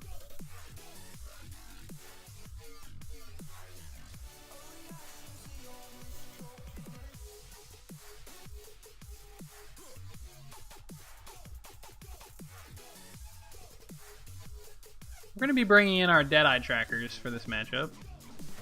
We're head on clock though, so we're going to keep playing it.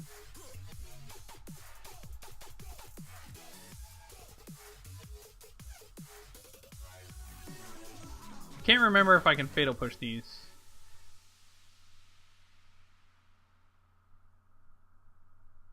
I can.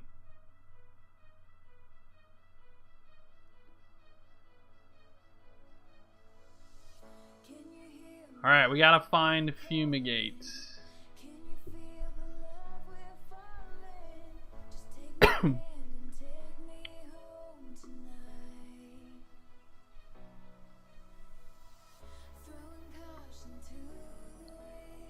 Fourth binding? No. Oh, Embalm. Sure.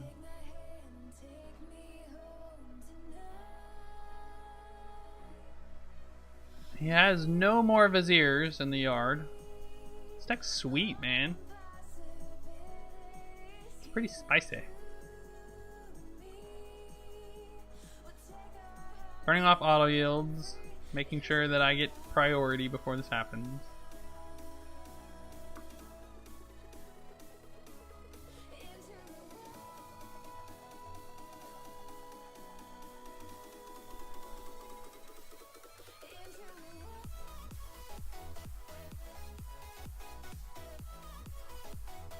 That's not a card I want.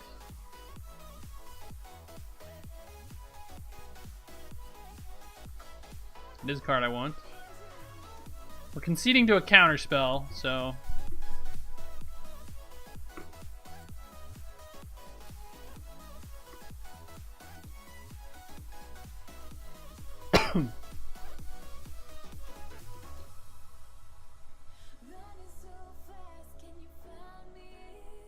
Gonna like discard another angel or something? No, just land. Alright. Does this resolve? It does. Sick.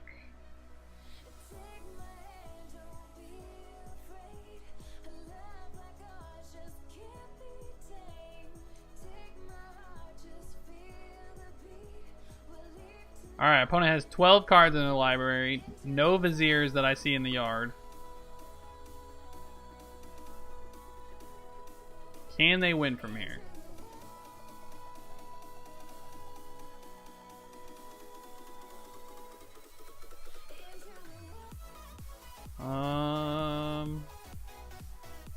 Looking for a token maker.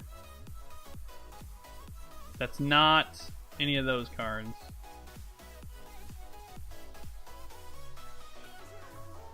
I think we could do better, but I'm gonna leave it on top because it makes a token.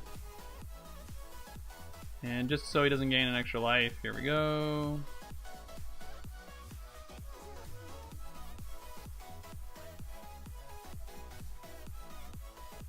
We have the dunes. Maybe I'm just supposed to pop the dunes. I think I'm just popping the dunes next turn.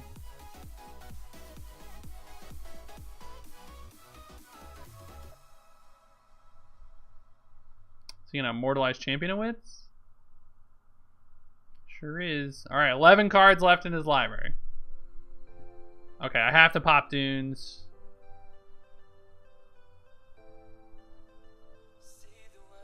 Oh, 2 Angel of Sanctions. That's gross.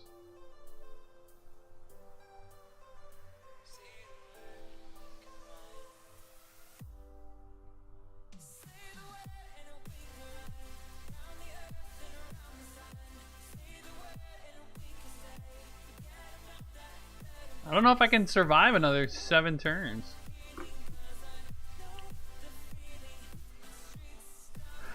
Alright, well...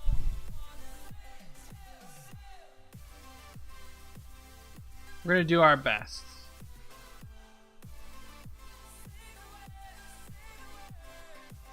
I think I'd rather have 3 scries, so I'm just gonna not play this Renegade map. Because we basically need to find another Fumigate now. I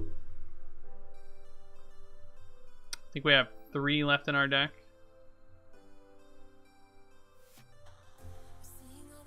Since I'm scrying 3 times anyway, I'm going to block 3 of these.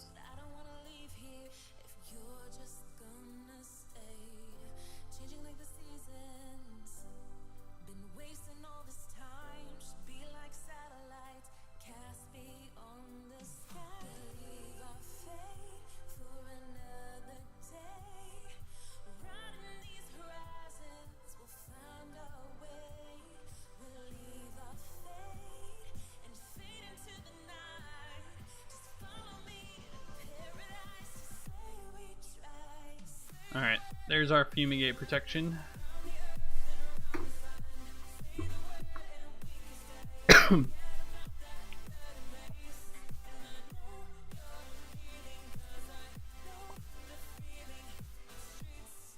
gonna need to find another Fumigate though.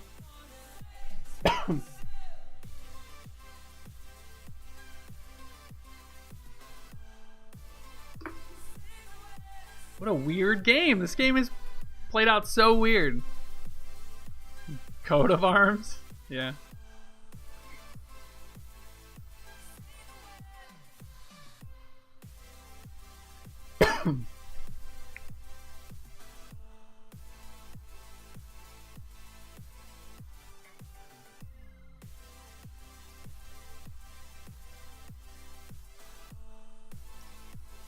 I doubt it. They have 6 cards. This only hits for 4.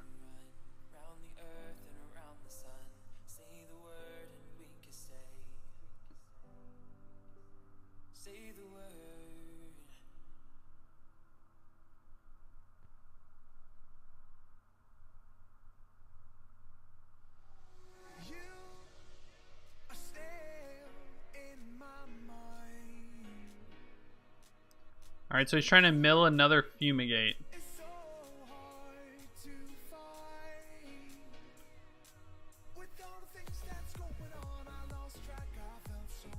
Pop out my graveyard here.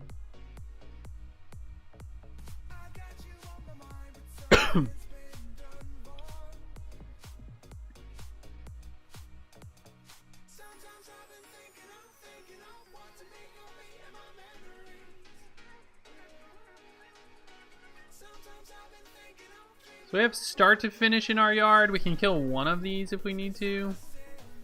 I don't know if that does anything, but...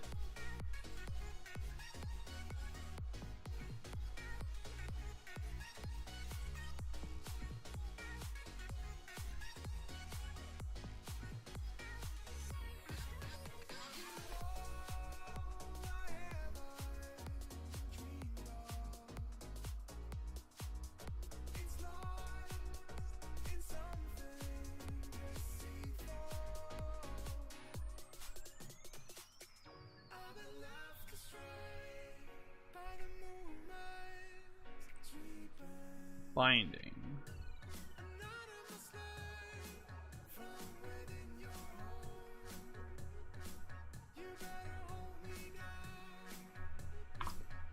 It's all resolves.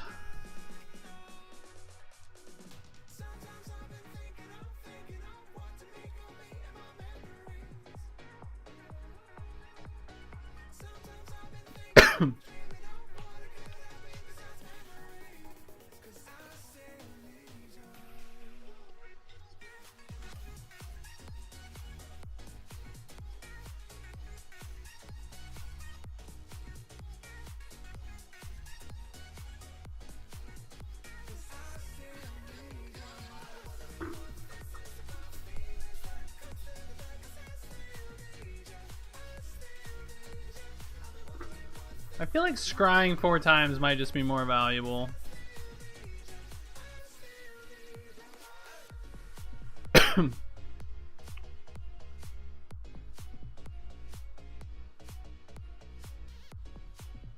Down to 4 cards. 9, 12, 15 damage a turn. Yeah, that's just not enough damage.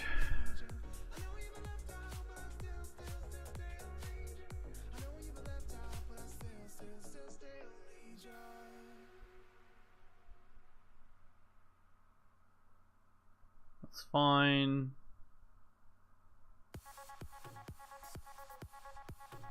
A million.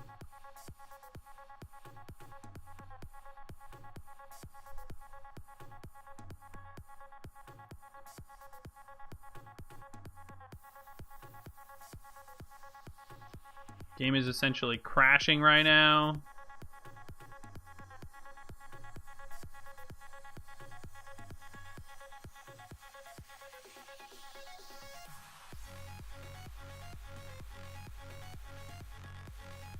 What does that do?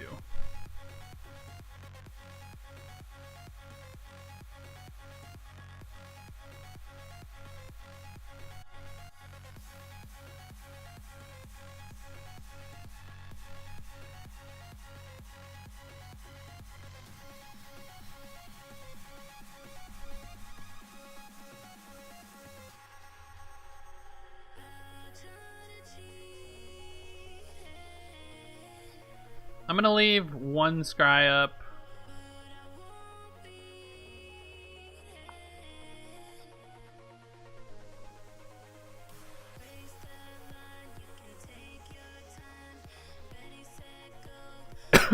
Ah, what? I put a stop.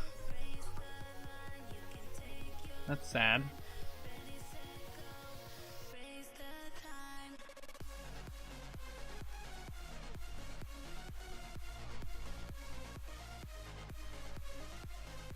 I wouldn't have mind finding us. Wouldn't have mind finding a start to finish there.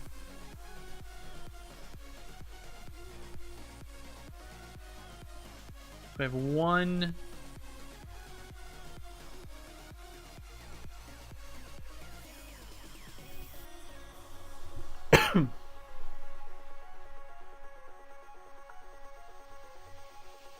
I know, but they have to like assume that we scry to it.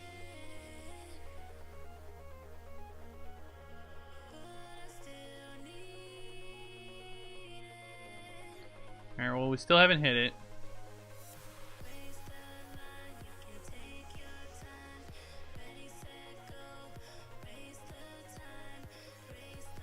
Still haven't hit it.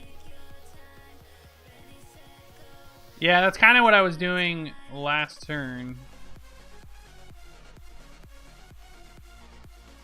Alright, there's still a Fumigate in there. In 11 cards, there's a Fumigate. They can mill 4 of them. So I'm pretty sure I'm supposed to scry bottom or something? I don't know.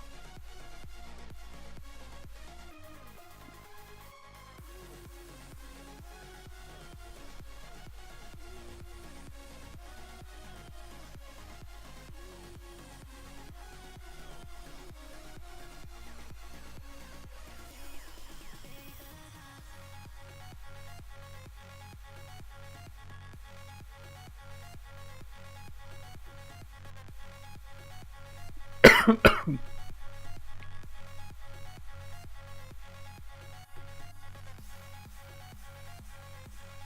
kind of a weird little game of cat and mouse we got going on.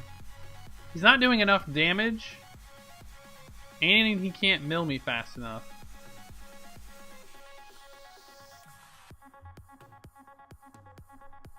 I'm gonna let this resolve and see what he goes for.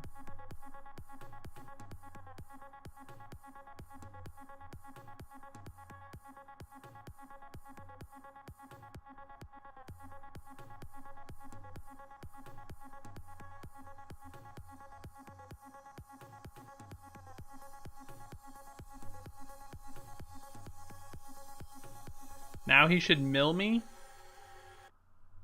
Didn't.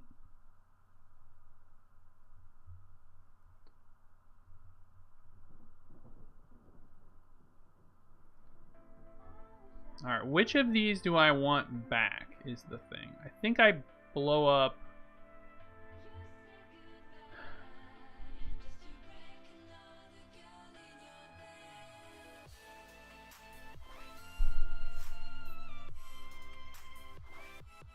Can't blow up. I feel like I blow up this binding, get back procession, and then, let's see, he attacks for 1, 2, 3, 4, 5, 6, 7, 21 plus 4. What's 21 plus 4? That's not a lot. And then next turn I can start taking out 2 of these things.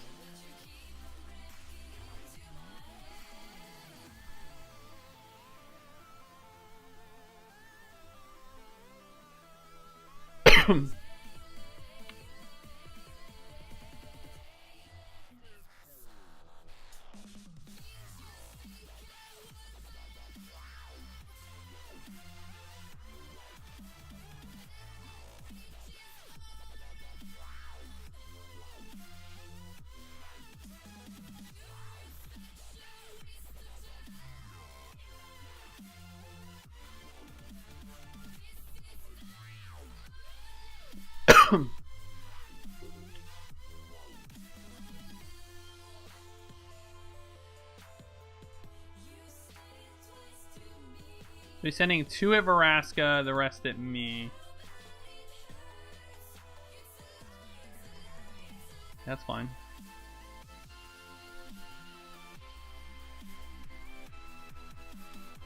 What a weird game.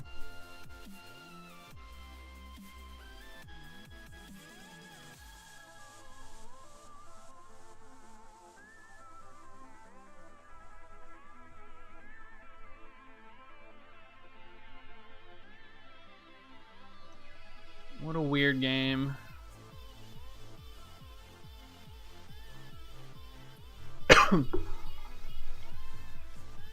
I don't think he's gonna be able to kill us.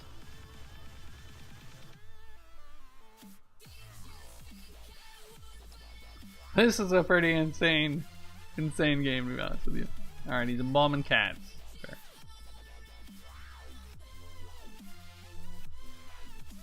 Excuse me.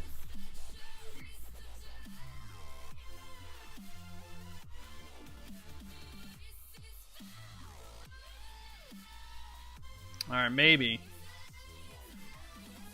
Maybe that'll do it.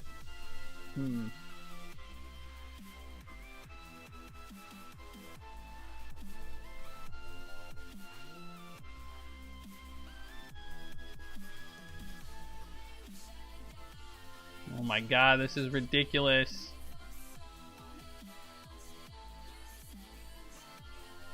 So in the upkeep, I think I get a hidden stockpiles back.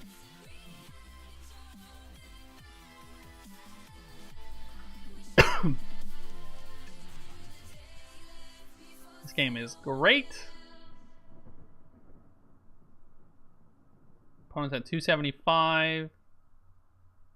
Alright, so upkeep. Let's exile this boy. Well, it actually doesn't work. I need to just rip Fumigate in its 10 cards.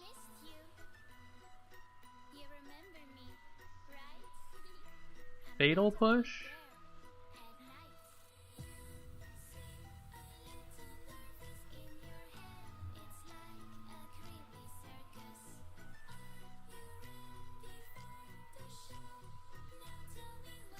3, 4, 5, 2, 3. So I'm going to be a mana short. What I can do is sack this. Sack this. And then I can profane this one.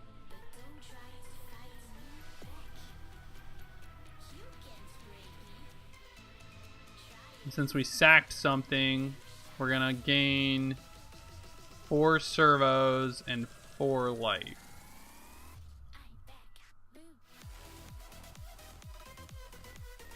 I think we're gonna be okay. At least for this turn.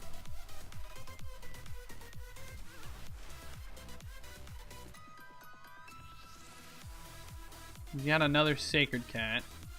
Yeah.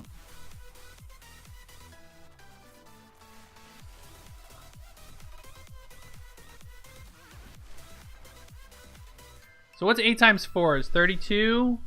32 plus 15, or 12, plus... Jesus Christ, man, really? Any Marionette Master on the list? Nah.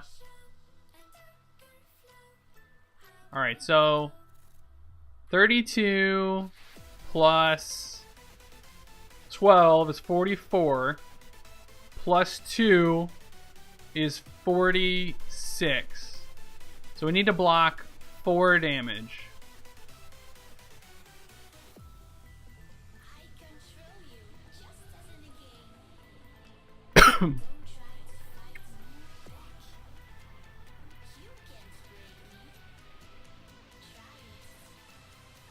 Just the 3 Veraskas, yeah.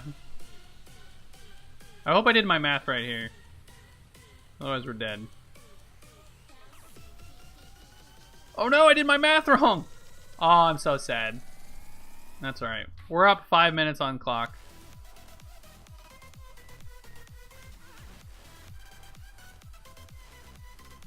This board fast.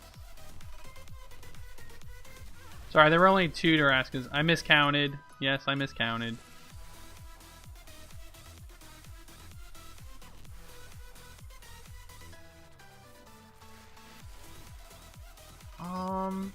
I think Vraska is a necessary evil here.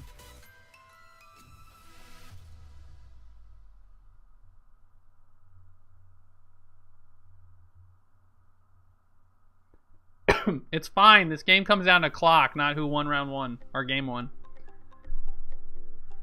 I would have liked to know what we were going to draw, because if Fumigate wins us the game.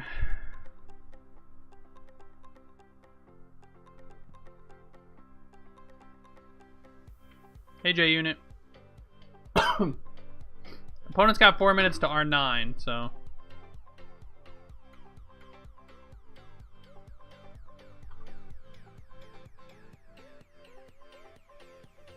Do not need to stop there. That was a good draw. I don't know why I just paid life for this.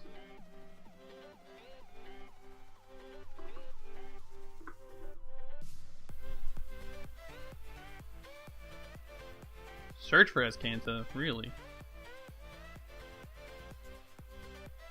Alright, well I want to hit my land drop next turn, so I'm just gonna attack with, or just play the Renegade map. And I don't really need to scry, and it doesn't do anything. I'd rather have the lifelink guy. So we'll get a forest next turn, play Procession. Ooh. Okay, now we won't get a forest.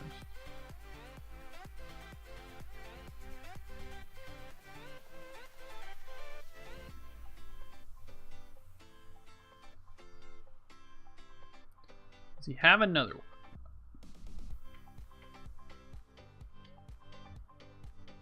He's got to cast out our binding or something? Oh no, just this. Discarded Archangel of Sanctions. That's pretty legit.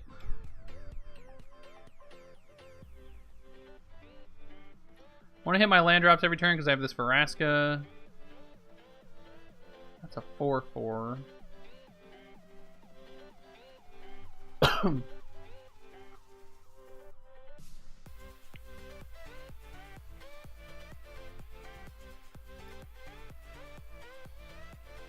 box.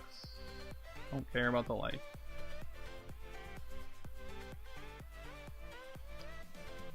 Don't play Procession. Come on. Alright, so hopefully we draw a land. We can minus and kill the Procession. I think we'll be in good shape. It's not really a land.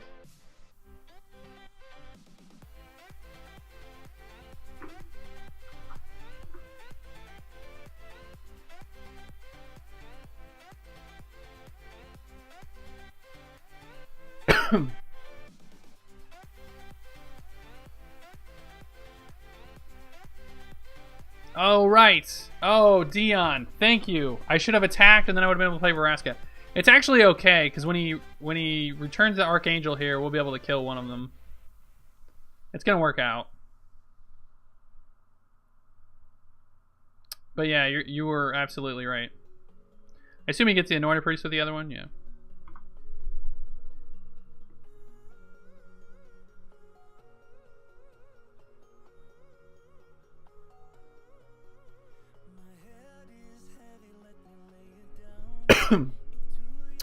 Ooh, another start to finish.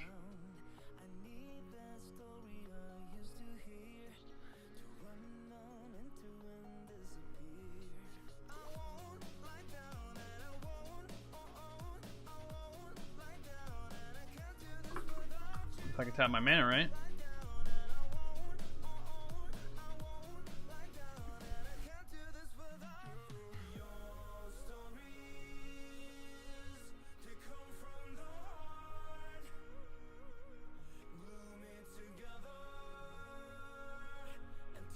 Get another plains here. Play the plains. No reason to attack. Alright, now we can start chumping.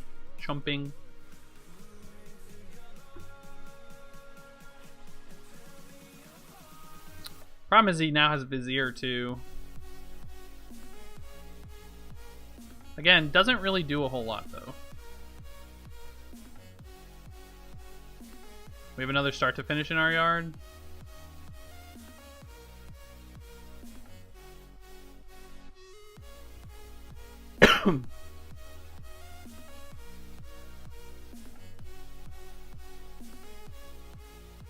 Draw Fumigate at any point.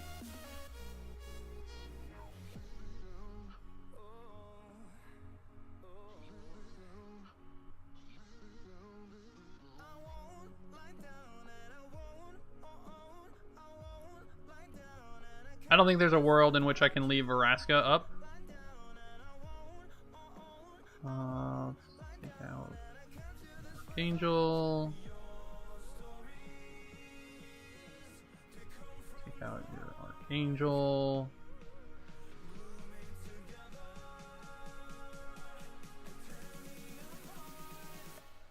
Pass the turn. Now this has to kill Veraska, which kind of sucks, but our Adanto gets to gain 2 life every turn, which pretty much negates this attack. So I think I'm gonna block 5 things on Sunscourge Champion. I don't think these warriors are doing anything anytime soon. This plays around Cast Out.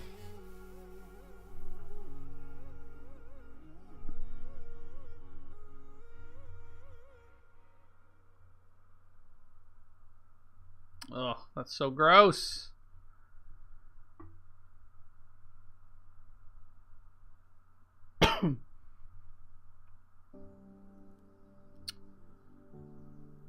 Alright, it's your turn.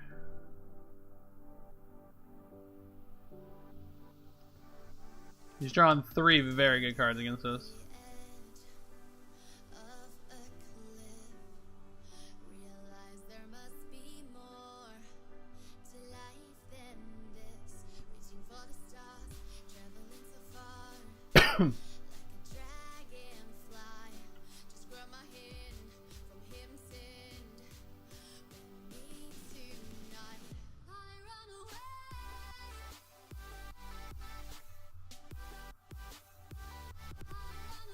fine.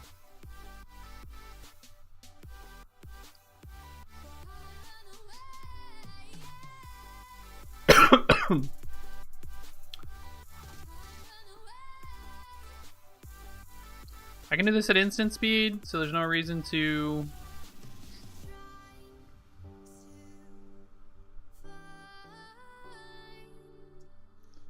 Now we get to settle.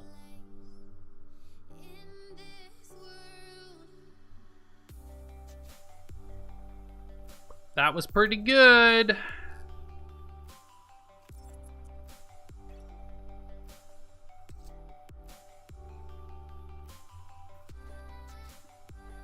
Yep, I agree on that. All right.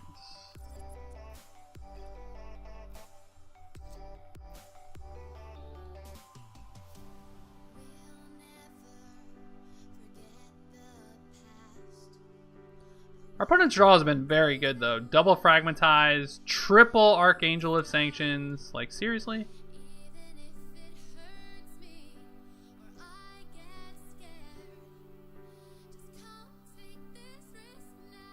Pretty insane.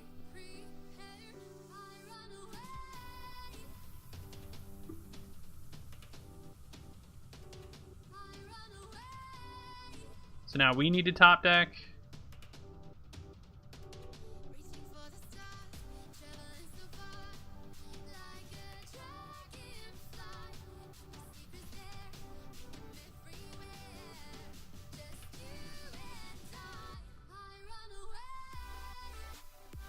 We actually don't need to attack here.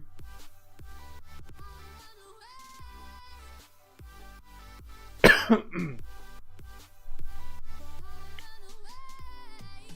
he's gonna attack us for 6, and we're gonna swing back with 5 in the air.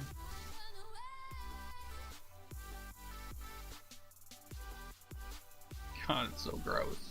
It's so gross.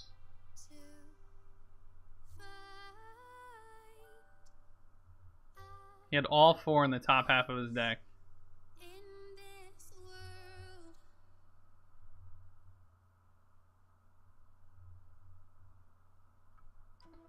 That's fine.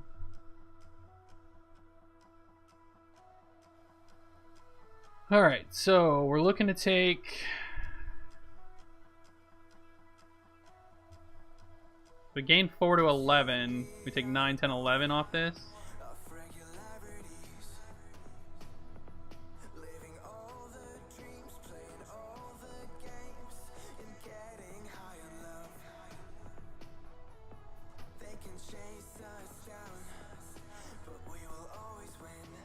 Oh, shoot. Oh, I can only do 1 anyway. Right, so we gain 8. Ooh, we just took it. Good for us.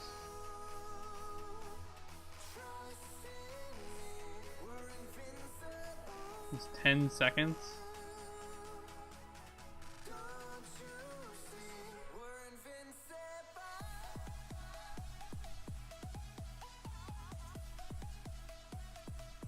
Hey Jesse, how's your night?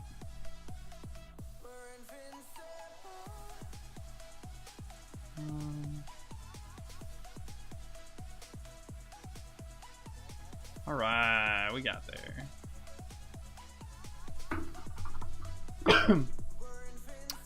Well, that was quite interesting. So far tonight we played against. We've only played 3 matches. We spent the first hour and a half trying to actually get the cards. Unfortunately, Mana Traders was having some technical difficulties. We almost ended the stream early, but then at the last minute, tech support was able to help us out. So I thought we'd do at least 3 matches, run a little late. But yeah, so we're currently 2-1 in the league. I'm 100% sure that we lose that game, but we win match 1, which we lost due to timeout by like seconds. Like we were basically swinging for lethal the next turn. So like, I forget how click happy this deck is in online, and it's pretty bad. But we're gonna play more of this tomorrow, and then I'll probably put the rest of the matches up on YouTube as a 2-part series. So if you're looking for tonight's matches and tomorrow's matches, you'll be able to find them on my YouTube channel, youtube.com/chameleon. I'll put it up in chat. Just a reminder, the stream is proudly sponsored by OCM MTG. Check them out. You can go to ocmmtg.com. Chris is a great store, great person. He runs a store out of Iowa. It's not really a store so much as it is online. He travels to events and sells cards. You can also start finding me on Nerd Rage Gaming commentary or coverage for their championship trials. I'll be doing all of those this year with Matt Bamonte. The next one is going to be February 10th in Chicago. For more information on that, you can go to bit.ly/NRG2018 in all caps. That's going to be it for me tonight. Like I said, I'm running a little late, so I need to take off. I love you guys. I'll see you next week. Again, Tuesday, Wednesday, Thursday from 6 to 9. See you then.